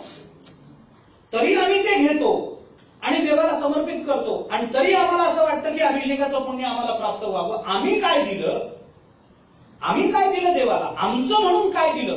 काही नाही. जीवाला देवाला देण्याकरता जीवाकडे एकच गोष्ट आहे जी त्याची म्हणून आहे, ते म्हणजे त्याचं कर्म. की ज्याचं फल फक्त त्यालाच मिळतं. मी जे कर्म करतो त्या कर्माचं फल मलाच मिळेल की नाही? अवश्यमेव भोक्तव्यम कृतम कार्य शुभाशुभंना भुक्तम क्षीयते कर्म आहेच आहे ना, नियमच आहे ना. मी जे कर्म करतो त्याचं फल जर मलाच मिळत असेल तर त्याच कर्मावर माझा अधिकार आहे, कारण ते मलाच मिळणार आहे. मग आपण देवाला आपलं देण्यासारखं काय आपल्याजवळ? तर आपलं कर्म आहे. तेवढंच देवाला देणं याला म्हणतात क्रियाद्वैत. भक्तीचं स्वरूपही हेच आहे, ज्ञानाचं स्वरूपही हेच आहे आणि कर्माचं स्वरूपही हेच आहे. आपण गीता वाचा, तिन्ही ठिकाणी हेच संदर्भ आहे. नारद महर्षीने भक्तीचं लक्षण सांगताना जी मतांतरं सांगितली त्या मतांतरामध्ये स्वतःचं मत सांगताना नारदांनी भक्ताचं लक्षण करताना किंवा भक्तीचं लक्षण करताना हेच लक्षण केलं. तल्लक्षणाने वाच्यन्ते नाना मतभेदात. इथून त्या प्रकरणाला सुरुवात आहे. कुणाकुणामध्ये मतभेद आहेत बाबा भक्तीच्या बाबतीमध्ये? त्याचं लक्षण, भक्तीचं लक्षण करताना मतभेद आहेत. कुणाकुणामध्ये आहेत? मग त्यांनी एक एक सांगितलं की बाबा पूजादिषु अनुरागः इति पाराशर्यः, कथादिषु इति गर्गः, आत्मरती अविरोधेन इति शांडिल्यः. शांडिल्य, गर्ग आणि पाराशर म्हणजे व्यास महर्षी या तिघांची मतं सांगितली. भगवंताच्या पूजेमध्ये अत्यंत प्रीती ठेवणं म्हणजे भक्ती, व्यास महर्षी. भगवंताची कथा अत्यंत प्रेमानं ऐकणं म्हणजे भक्ती, गर्गाचार्य. आणि आत्मरती अविरोधेन, आत्मस्वरूपातच राहणं ही भक्ती. विवेक चूडामणीमध्ये आचार्यांनी भक्तीचं लक्षण हेच सांगितलं. मोक्ष कारण सामग्र्याम भक्तिरेव गरीयसी स्वस्वरूपानुसंधानम भक्तिरित्यभिधीयते. विवेक चूडामणीमध्ये स्वस्वरूपानुसंधानम, आत्मरती अविरोधेन, शांडिल्यांचं म्हणणं. मग हे तिन्ही मतं ऐकून झाल्यानंतर नारदांना विचारलं, तुम्ही भक्तीचे आचार्य आहात, तुमचं मत काय आहे? भक्ती कशाला म्हणतात? तेव्हा नारदांनी सांगितलं, नारदस्तु तद अर्पिता अखिलाचारिता तद विस्मरणे परम व्याकुलते. आपली सगळी कर्म भगवंताला समर्पण करणं आणि भगवंताच्या विरहामध्ये व्याकुळ होणं याला भक्ती असं म्हणतात. म्हणजे नारदांनी भक्तीचं लक्षण सांगताना कर्मसमर्पणच सांगितलंय, क्रियाद्वैताचाच विचार. आणि तिसरा जो अद्वैताचा विचार आहे तो द्रव्याद्वैताचा विचार. द्रव्याद्वैत म्हणजे काय? सगळ्या वस्तू भगवंताला समर्पित करणं. आपल्या जवळ जे जे काही येईल ते ते भगवंताला. कृष्णार्पण हे म्हणण्याची सवयच लागली. बायका दूध उतू गेल्यावर कृष्णार्पण मस्तू म्हणतात की नाही, तसं चालत नाही. मी बऱ्याच ठिकाणी हे बघितलं, दूध उतू गेलं की मग म्हणतात कृष्णार्पण. असं नाही, असं नाही. जे जे आहे ते, जे जे म्हणजे काय, आपला देह सुद्धा भगवंताला समर्पित. कारण देवानेच दिला, त्वदीय वस्तू गोविंद, तू दिलेली वस्तू तुझी तुला समर्पित करतो, याच्यात माझं कर्तृत्व काहीच नाही. अशी निरीच्छता, अशी निस्पृहता ही अंतःकरणामध्ये बाळगून जेव्हा वस्तू दिली जाते तेव्हा हे अद्वैत सिद्ध होतं. आता मी हे सगळं सांगण्याचं कारण असं आहे, ज्ञानोबा म्हणतात आमच्या सद्गुरूंच्या बाबतीतलं नवल हे आहे, अंगी एकपणा, रूप नाही. आता रूप नाही हा विषय वेगळा करा किंवा अंगी एकपणाचं रूप नाही हेही म्हणा, दोन्ही अर्थाने त्याचा अन्वय लागतो. आमच्या सद्गुरूंना एक म्हणणं हा सुद्धा त्यांचा अपमान आहे. कारण जिथं दोनपणा नाही तिथं एकपणा सांगण्याचं कारण काय? बरं, हा एकपणा आहे हे कळलं कुणाला? हे कळलं कुणाला? सद्गुरू एक आहेत हे कळलं कुणाला? ज्याला कळलं तिथं दोन होईलच ना. मग मला कळलं असं म्हटलं तर मी वेगळा होईल. कुणाला कळलं? त्याच एकाला कळलं. मग एक आपण एक पुढे आहे. निरंजनी निधीला पुढे येणारच आहे दृष्टांत. हे सगळे दृष्टांत खरं म्हणजे मला संपवायचे. उद्या मला हे प्रकरण संपलं तर फार आनंद होईल. ज्ञानोबा म्हणतात आपल्या अंगाला एकपणाचा ते स्पर्शही होऊ देत नाही, रूपाचा स्पर्शही होऊ देत नाही. आणि गुरु आणि शिष्य या रूपानं गुरु शिष्य दिवाळी ही पवाडू केला. आणि गुरु आणि शिष्य या दोघांच्या कल्पित भेद निर्माण करून द्वैताची दिवाळी मात्र साजरी करतात. एकमेक वंदन करून घेतात, त्याला आनंद देतात, हे मात्र ते करतात. म्हणजे एकपणा असूनही कल्पित भेदात येऊन दोनपणा दाखवतात, हे त्यांचं नवल आहे, हे ज्ञानेश्वर महाराज सांगतात. आता हे जे नवल ज्ञानोबारांनी सांगितलंय ते कशा पद्धतीनं? ज्ञानोबा म्हणतात कैसा आपण या आपण दो वीण सोयरेपण हा याहुनी विलक्षण नाही ना आहे. आता हे कळणंच खूप अवघड आहे. भाषा चालत नाही असं एकीकडे म्हणायचं, सारखं तेच वर्णन करत राहायचं. ज्ञानोबारांचा विशेष आहे. सगळं म्हणजे थोडक्यात सांगतो म्हणतात आणि दृष्टांताची मालिकाच उभी करतात. आणि एवढं सगळं सांगून झाल्यावर किंबहुना म्हणतात आणि पुन्हा तेच बोलतात. पुन्हा तेच आहे की बोलता तर येत नाही, बोलल्याशिवाय राहत आहे. पुढे त्यांनीच म्हटलंय ते, म्हणून मी म्हणतो आपल्या स्वरूपाच्या ठिकाणी द्वैत नसताना कैसा आपण या आपण दो वीण, दोन्ही शिवाय म्हणजे आपल्या स्वरूपामध्ये कोणतंही द्वैत नसताना सोयरेपण ते स्वीकारतात. गुरु शिष्याचं सोयरेपण, सख्यत्वाचं सोयरेपण हे ते स्वीकारतात. आणि ते कसं स्वीकारतात हेच आम्हाला कळत नाही. हे कसं करतात हेच कळत नाही. त्याची कार्यकारण भावसंगतीच लावता येत नाही. वास्तविक आहेत एक पण दोनपणा दाखवतात. कसा दाखवतात ते त्यांनाच माहिती, कसा दाखवतात ते मला सांगता येत नाही. पुढे ज्ञानोबारांनी म्हटलंय. बरं, एवढं करून एकपणा असून दोनपणा दाखवतात, पण त्यांचं स्वतंत्र रूप जर बघितलं तर हे एकपणा असणं दोनपणा दाखवणं याच्यापेक्षा ते वेगळेच राहतात. आता हे कसं समजावून सांगू मी आपल्याला? कसं सांगणार सांगा? त्याच्याहून ते विलक्षण आहे ना नाही. आहे म्हणावं तर द्वैत नाही, नाही म्हणावं तर द्वैत दाखवतात. आम्हाला येणारा अनुभव द्वैताचा आहे, पण आम्हाला झालेला बोध अद्वैताचा आहे. अनुभव द्वैत आणि बोध अद्वैत.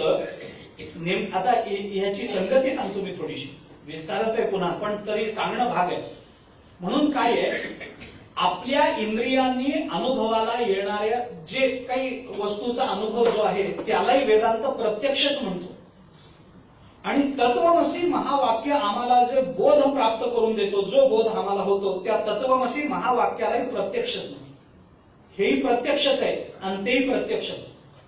या दोन्हीतही प्रत्यक्ष. वेदवाक्य, वेदाच्या शब्दालाही प्रत्यक्षच म्हटलंय. वेद प्रत्यक्ष आहे आणि आम्हाला येणारा अनुभवही प्रत्यक्ष. काय आहे? प्रत्यक्ष, अनुमान, उपमान, शब्द, अर्थापत्ती, अनुपलब्धी ही 6 मुख्य प्रमाण. त्याच्यानंतर ऐतिह्य, त्याच्यानंतर गुह्य आणि चेष्टा ही 3 गौण प्रमाण. एकूण 8 प्रमाणांचा विषय. तर याच्यामध्ये प्रमाणाची जी चर्चा आहे ती चिंतनात घेताना वरून खाली आहे, पण निश्चय करताना खालून वर जाते. असा नियम आहे वेदांताचा. आधी अनुपलब्धी, तिथून अर्थापत्ती, तिथून शब्द, शब्दातून उपमानात या, उपमानातून अनुमानात या, आणि अनुमानातही पटत नसेल तर प्रत्यक्षाने पहा. कारण प्रत्यक्ष हे प्रबल प्रमाण आहे. का प्राबल्य मानायचं त्याचं, तर प्रत्यक्षानंतर येणारी जी जी काही प्रमाण आहेत, गौण अथवा मुख्य, ती सगळी प्रमाण प्रत्यक्षावलंबी आहेत. म्हणून अनुमानालाही प्रत्यक्षच लागतं. अनुमानाला प्रत्यक्ष लागत नाही असं नाही. काहीतरी प्रत्यक्ष असेल तर अनुमान करता येईल की नाही. पर्वतो वन्यमान धूमत्वात हा हेतू दिला. समोर पर्वतावर अग्नी आहे का बाबा, धूर दिसतो म्हणून, हे अनुमान झालं की नाही. अग्नी तुम्हाला इथून दिसला का, दिसला नाही, पण तुम्ही अनुमान केलं की नाही पर्वतो वन्यमान. हेतू काय दिला तुम्ही त्याला, साध्य तुमचं काय, पर्वतो वन्यमान साध्य आहे. त्याचा हेतू तुम्ही काय दिला, हेतू देताना तुम्ही सांगितलं धूमत्वात. आता धूर आणि अग्नी याच्यावरून तुम्ही अग्नी, धूर आहे याच्यावरून तुम्ही अग्नी आहे हे कसं सांगता, तर धूर आणि अग्नी यांचा साहचर्य असतं. म्हणून यत्र यत्र धूमः तत्र तत्र वह्निः असं म्हटलं. आता जिथे जिथे धूर असतो तिथे तिथे अग्नी असतो. आपण त्याला व्याप्ती दिली. हे व्याप्ती दिल्यानंतर ही व्याप्ती तुम्हाला कशी कळली हे सांगण्याकरता आपल्याला दृष्टांत द्यावा लागतो. त्याला दृष्टांत वाक्य म्हणतात. पंचावयी अनुमानात हे ज्याला परार्थ अनुमान म्हणतात, त्या परार्थ अनुमानाचा विचार आहे. त्याला तुम्हाला काहीतरी दृष्टांत द्यावा लागतो. मग दृष्टांत काय दिला, यथा महानसः, महानस म्हणजे स्वयंपाक, म्हणजे आताचं नाही, जुनं, ज्या स्वयंपाकघरामध्ये चुली होत्या ते स्वयंपाक. कारण तिथे रोज त्या चुलीमध्ये सरपण किंवा लाकूड टाकल्यानंतर धूर होत असे आणि मग फुंकून फुंकून अग्नी प्रज्वलित होत असे. म्हणजे धूर आहे म्हणजे अग्नी आहे हे आम्ही स्वयंपाकघरात बघितलेलं. हे प्रत्यक्ष होतं की नाही आम्हाला. या प्रत्यक्षाला अनुसरूनच तुम्हाला पर्वतो वन्यमान या अनुमानापर्यंत जावं. म्हणजे अनुमान जरी असलं, ते जरी प्रबल मानलं गेलं असलं तरी तेही प्रत्यक्षावलंबी आहे हे मान्य करावं लागेल. उपमान प्रत्यक्षावलंबी आहे. आता त्याची उदाहरणं मी किती देऊ. ते आता गो सदृश्य गवय हा, याच्यामध्ये गो सदृश्य गवय हा अनुभव ज्याला आहे त्याला ते प्रत्यक्षच आहे ना. आम्हाला जरी ते प्रत्यक्ष त्या काळात नसलं तरी ज्याला तो अनुभव आला त्याला प्रत्यक्षावलंबित्व मानलं पाहिजे. भले ते स्मरणाने होईल काय होईल तो विषय नंतरचा. म्हणून हे आम्हाला होणारं प्रत्यक्ष आणि वेद वाक्याला सुद्धा वेदांत प्रत्यक्ष असं म्हणतो. कारण का, वेद आम्हाला जे दाखवतो ते यथार्थ असतो. आपण काय करतो, माणसाला ही म्हणायची सवय आहे, माझ्या डोळ्याला दिसल्याशिवाय मी विश्वास ठेवणार नाही. चक्षुर्मयी सत्यम आहे की नाही. अहो ते असं असं नाही, मग तो माणूस तसं करणार नाही, मी जोपर्यंत बघत नाही तोपर्यंत विश्वास ठेवणार नाही. म्हणजे माझ्या डोळ्यांना जे दिसतं ते यथार्थ असतं या भ्रमातच आपण आहोत. मग मृगजळाला का सत्य म्हणत नाही, डोळे दाखवून नाही म्हणत आम्ही, नाही म्हणत. पण चक्षुर्मयी सत्यम हा आमचा अभिमान असतो. म्हणजे जे यथार्थ आहे तेच डोळे दाखवतात किंवा डोळे दाखवतात ते यथार्थच असतं. याच्यावरून जर डोळ्यांनी दिसणाऱ्या पदार्थाला आपल्याला प्रत्यक्ष म्हणायचं असेल तर वेद आम्हाला ज्या परमात्म्याचं दर्शन करून देतो तो परमात्मा आम्हाला यथार्थ मानता येईल का नाही, मानावा लागेल. मग वेद सुद्धा आम्हाला यथार्थ तत्वाचं प्रबोधन करतो म्हणून वेदालाही प्रत्यक्ष म्हणतात. आचार्यांनी एके ठिकाणी असं म्हटलं की अग्नी उष्ण आहे हा माझा अनुभव आहे. आचार्यांचं स्पष्ट विधान आहे. याच्यामध्ये आपल्याला काय म्हणायचं ते आपण म्हणा. अग्नी उष्ण आहे हा आपला अनुभव आहे. पण आचार्याने असं सांगितलंय, समजा मला उद्या वेदाने असं सांगितलं की अग्नी शीत आहे, तर मी म्हणेन अग्नी शीत आहे, माझा अनुभव काय आहे हे बाजूला ठेवी. अग्नी शीत आहे हे जर वेद म्हणत असेल तर मी वेदाच्या मताला जास्त प्रामाण्य देईन. हे सांगून झाल्यानंतर मग आचार्याने असं म्हटलंय की पण वेद असं उलट सुलट बोलत नाही.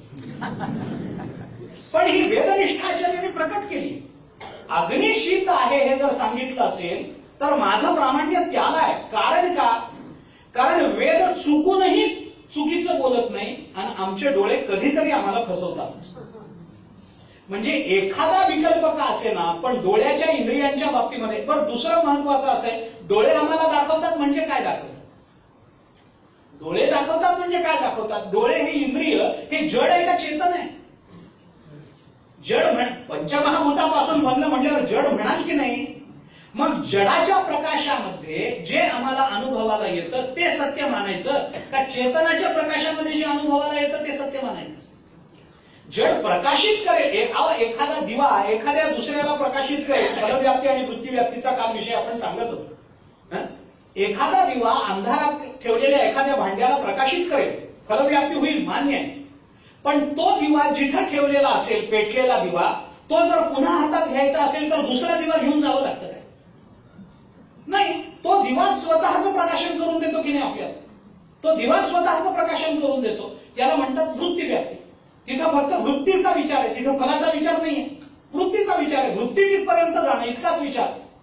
तसं जगाचं भान करून देणारे जे बाकीचे जे काही आहे, सूर्य आहे, चंद्र आहे, अमुक आहे, हिरा आहे, कंदील आहे, काही अजून काही विजेरी आहे, हे जे किंवा हे दिवे आहेत, वीज आहे, हे सगळे जे प्रकाशन करून देणार आहेत ना, त्याच्यानं जगताचं जे भान होतं ती फलव्याप्तीच आहे.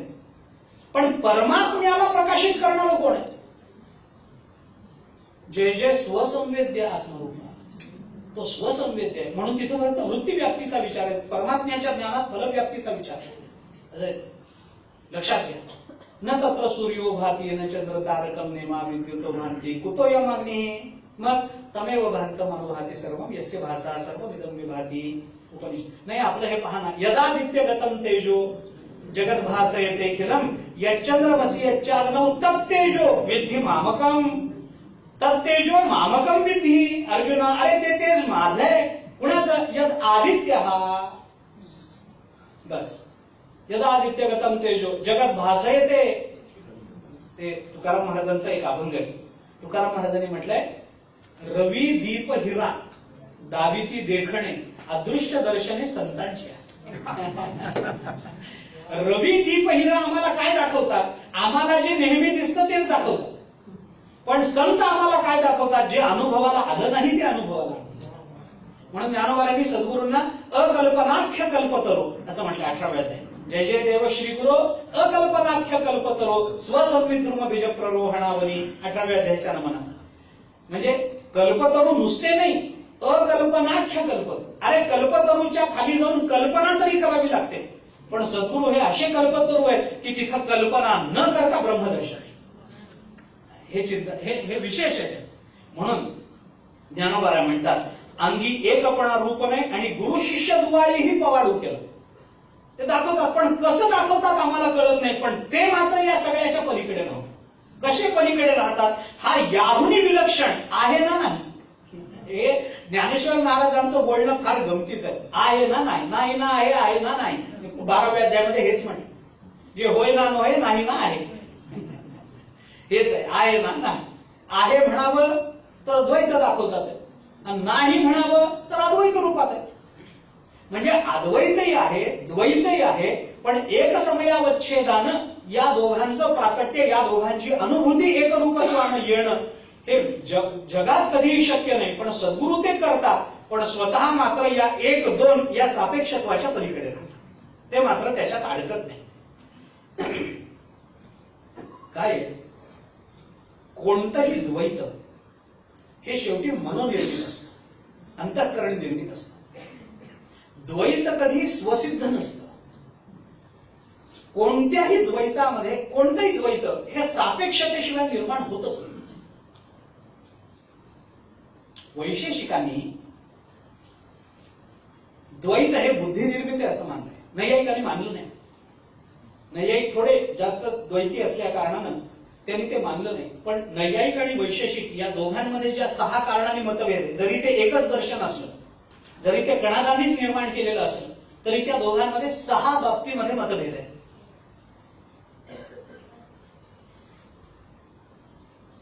त्याच्यातलं पहिलं कारण हेच आहे, द्वैत हे बुद्धिनिर्मित असतं असं वैशेषिक मानतात आणि नैयायिक मानत नाही. द्वित्वेज पाकजोत्पत्तौ विभागजे यस्य न स्खलिता बुद्धी तम वैशेषिकम विदुः असे वैशेषिकांचा परिचय दिला जातो सर्वदर्शन संग्रहामध्ये. वैशेषिक कुणाला म्हणावं तर हे सगळं जे मानतात त्याला वैशेषिक म्हणतात. या द्वित्व हे बुद्धिनिर्मित आहे, ते वस्तुनिर्मित नाही. मी मागे आपल्याला हे उदाहरण दिलं होतं, मला आठवत आहे. 1 डझन आंबे जर घरात आणले, आता दिवस आहेत म्हणून, एक डझन आंबे जर घरात आणले आणि मुलाला सांगितलं बाबा हे मोज बरं 12 आहेत का, मग तो मोजायला लागतो 1 2 3 4 5 असं करत 12, मग तो म्हणतो बाबा आहेत. आता तो मुलगा जेव्हा पहिल्यांदा आंबा बाहेर काढतो त्याला 1 असं म्हणतो, दुसऱ्यांदा जो आंबा बाहेर काढतो त्याला 2 असं म्हणतो. मुद्दा एवढा आहे की हा 2 म्हणून जो आंबा बाहेर आला तोच पहिल्यांदा आला असता तर तो 1 झाला असता, तो 1 झाला असता. म्हणजे कोणताही आंबा एकच आहे, फक्त तो 1 बाहेर आल्यामुळे बाकीचे 2 ठरतात.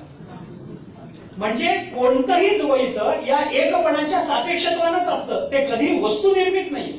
आंबा म्हणत नाहीये मी 2 नंबरचा आहे म्हणून, तो आंबा म्हणतो मी एकच आहे. तो दुसरा आंबा जो आहे ना तो मी एक आहे म्हणून तो दुसरा झालाय. लक्षात आलं का? कोणतंही द्वैत हे बुद्धी निर्मित असतं, ते वस्तू निर्मित नसतंच.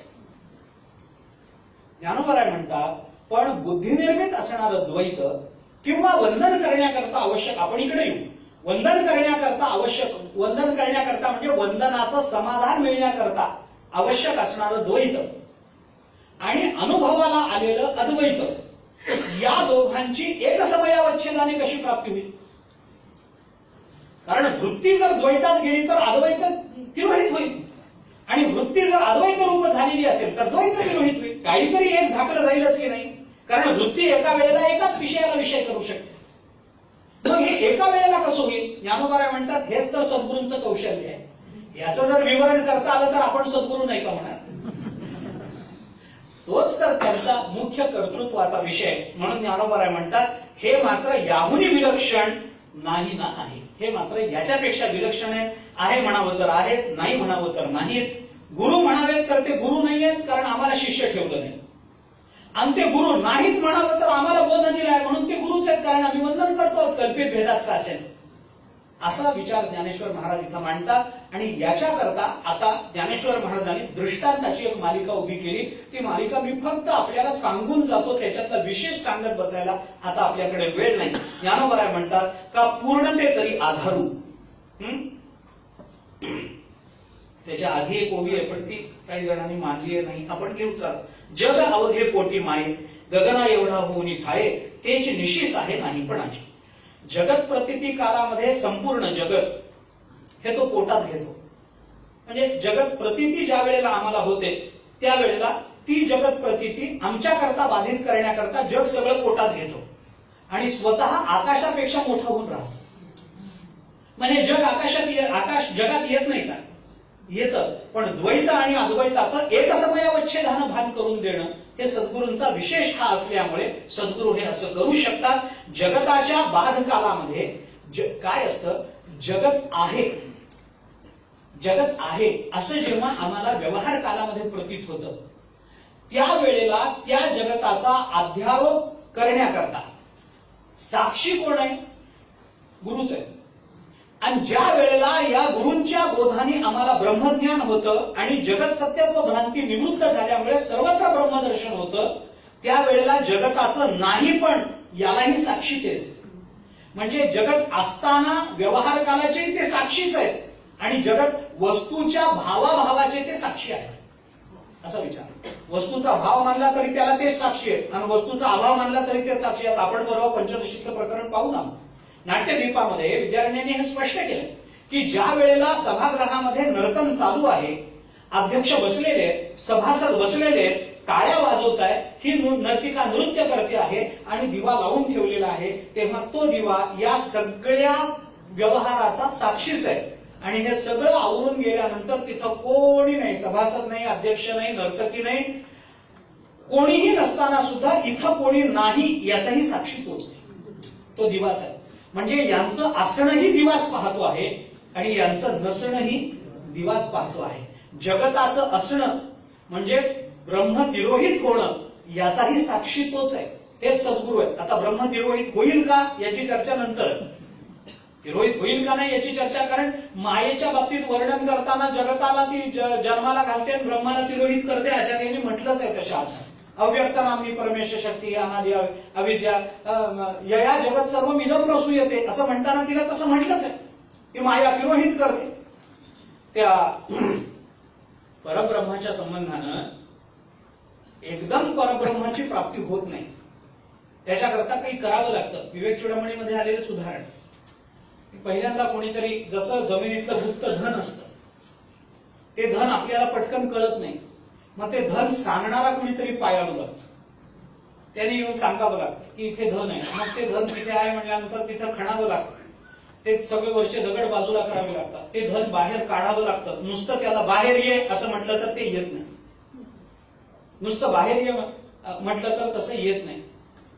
हा दृष्टांत देऊन आचार्याने तिथे असं म्हटलंय, तद्वत ब्रह्महितोपदेश मनन ध्यानादिवीर लभ्यते माया कार्य तिरोहितम स्वममलम तत्वम न दुर्युक्ती.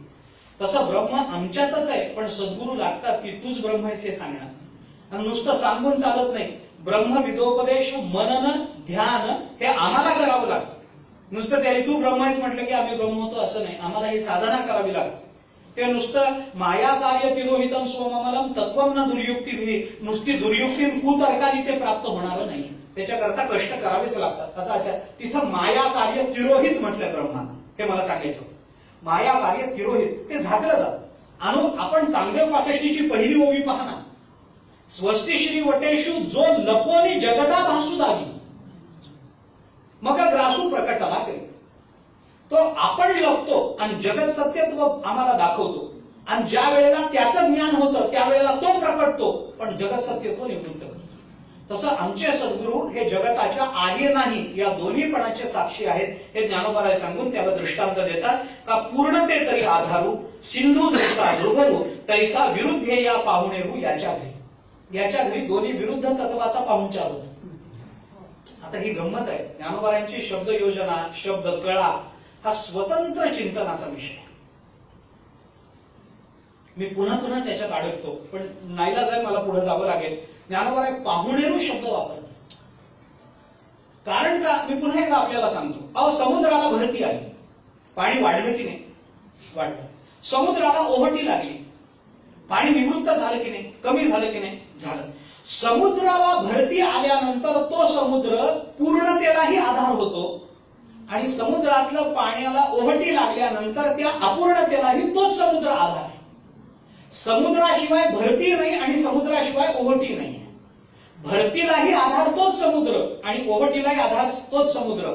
आता भरती आणि ओहटी हे दोन एक आहेत का विरुद्ध आहेत? तर हे विरुद्ध आहेत. पण या दोन्ही विरुद्ध गोष्टींना एकच समुद्र आधार असतो. म्हणून ज्ञानोबाराय म्हणतात तो विरुद्ध या पाहुणेरू याच्या घरी. पाहुणेरू शब्द का वापरला? त्याचं कारण पाहुणा हा कायम स्थायिक होत नाही आणि तो कायमचा राहिला तर त्याला पाहुणा म्हणत नाही.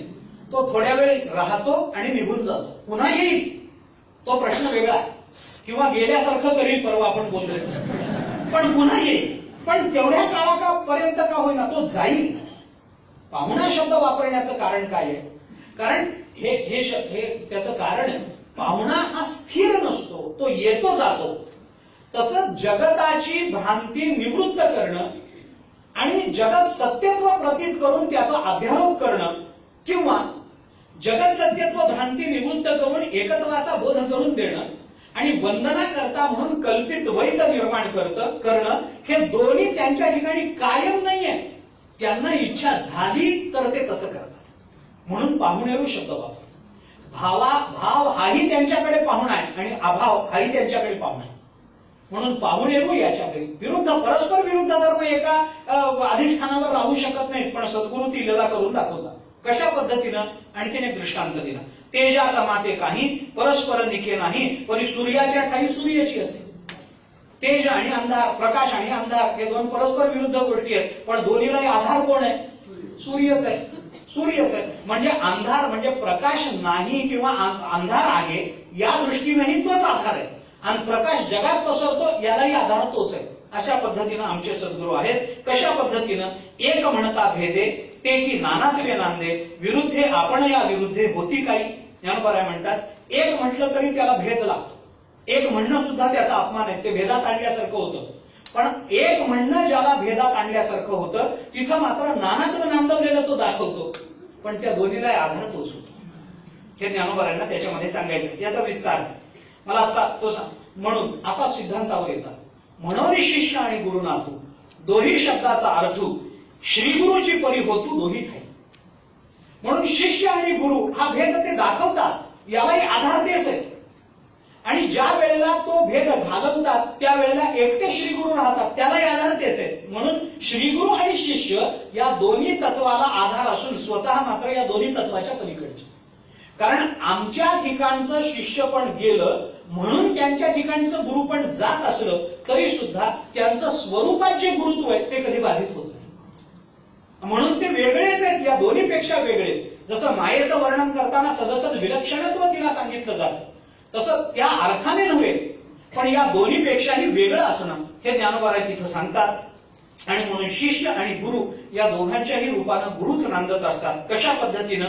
का सुवर्ण आणि लेणे वसती एके सुवर्णे वसते चंद्र चांदणे चंद्रीची जीव. दोन दृष्टांत आहेत. एकाच सोन्यामध्ये सुवर्ण आणि अलंकार हे जसं एकाच सुवर्णामध्ये वसतात किंवा चंद्र आणि चांदणं हे एकाच चंद्रामध्ये असतात. आता गंमत अशी, आतापर्यंत काय झालंय? समुद्र आणि समुद्राची भरती ओहोटी सांगणं चालू होतं. आता समुद्राची भरती ओहोटी म्हणून समुद्र वेगळा आणि भरती ओहोटी वेगळी, या दोन गोष्टी वेगळ्या. हे आता दृष्टांताची लय बदलली आहे. ज्ञानेश्वर महाराज म्हणतात सुवर्ण आणि लेणे हे दोन्ही सुवर्णातच असतं. सुवर्ण त्याच्यापेक्षा वेगळं आहे वगैरे सांगणं वेगळंच आहे. आता सोनं आणि अलंकार हे दोन्ही एकाच सोन्यात असतात. चंद्र आणि चांदणं हे एकाच, चांदणं हा शब्द चंद्र प्रकाश या अर्थाने आहे. चंद्र आणि चांदणं हे एकाच चंद्रामध्ये असतात.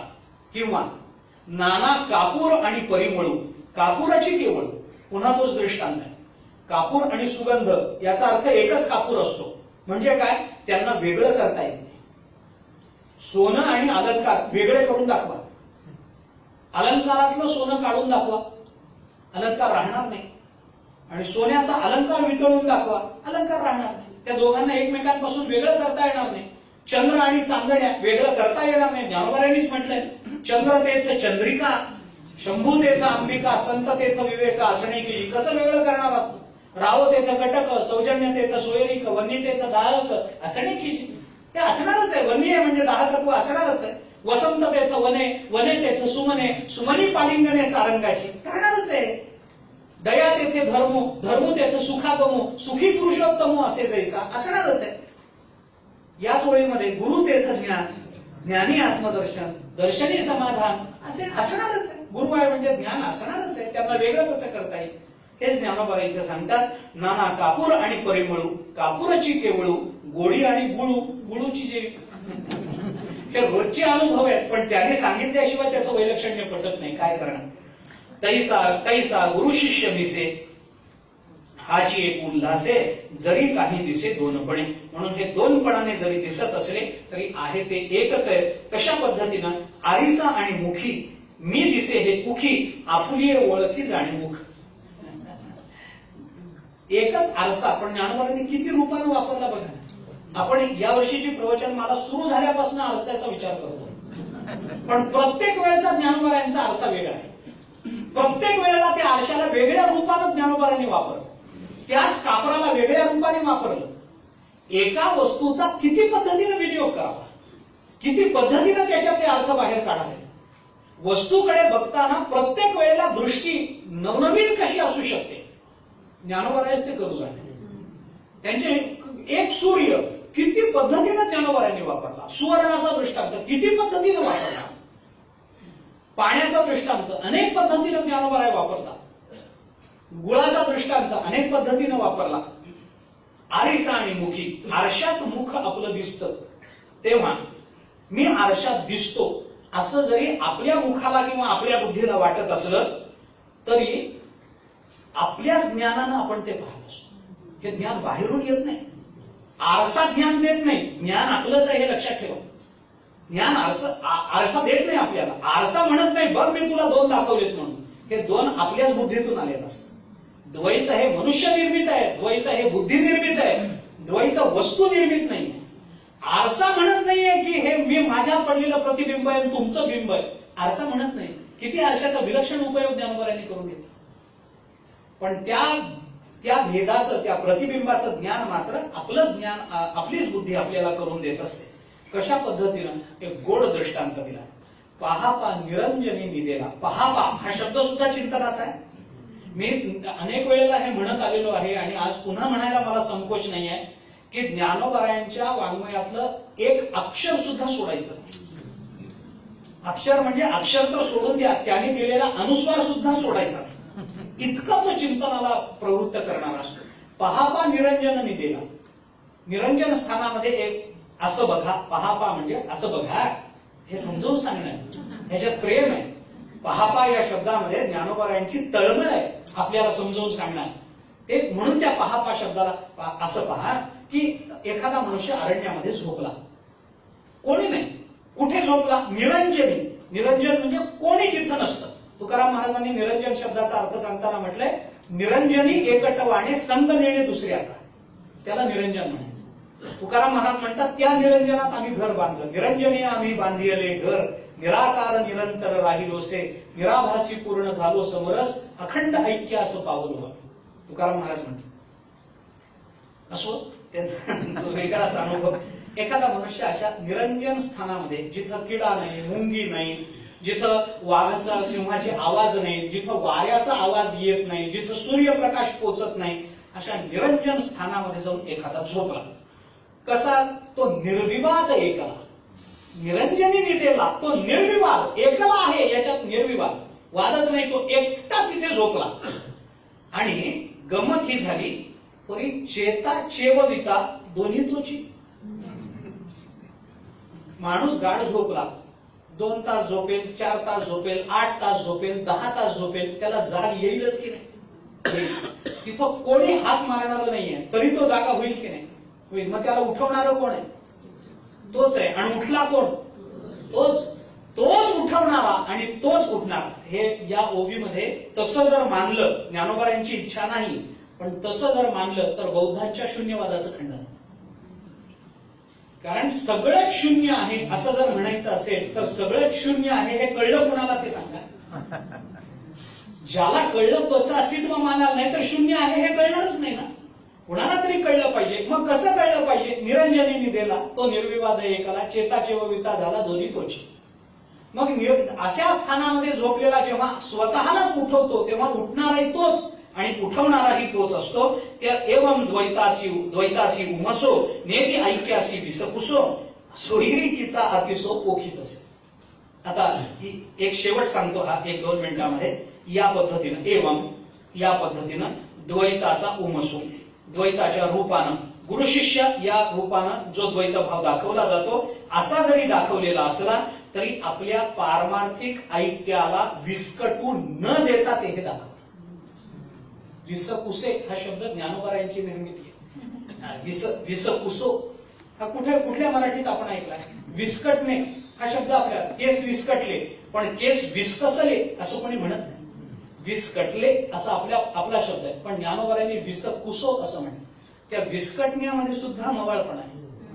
कारण टकार जो येतो ना तो आघात करतो, म्हणून तिथं थोडंसं कानाला खटकण्याची शक्यता आहे. ज्ञानोबरायांनी तेवढंही खटकू दिलं नाही.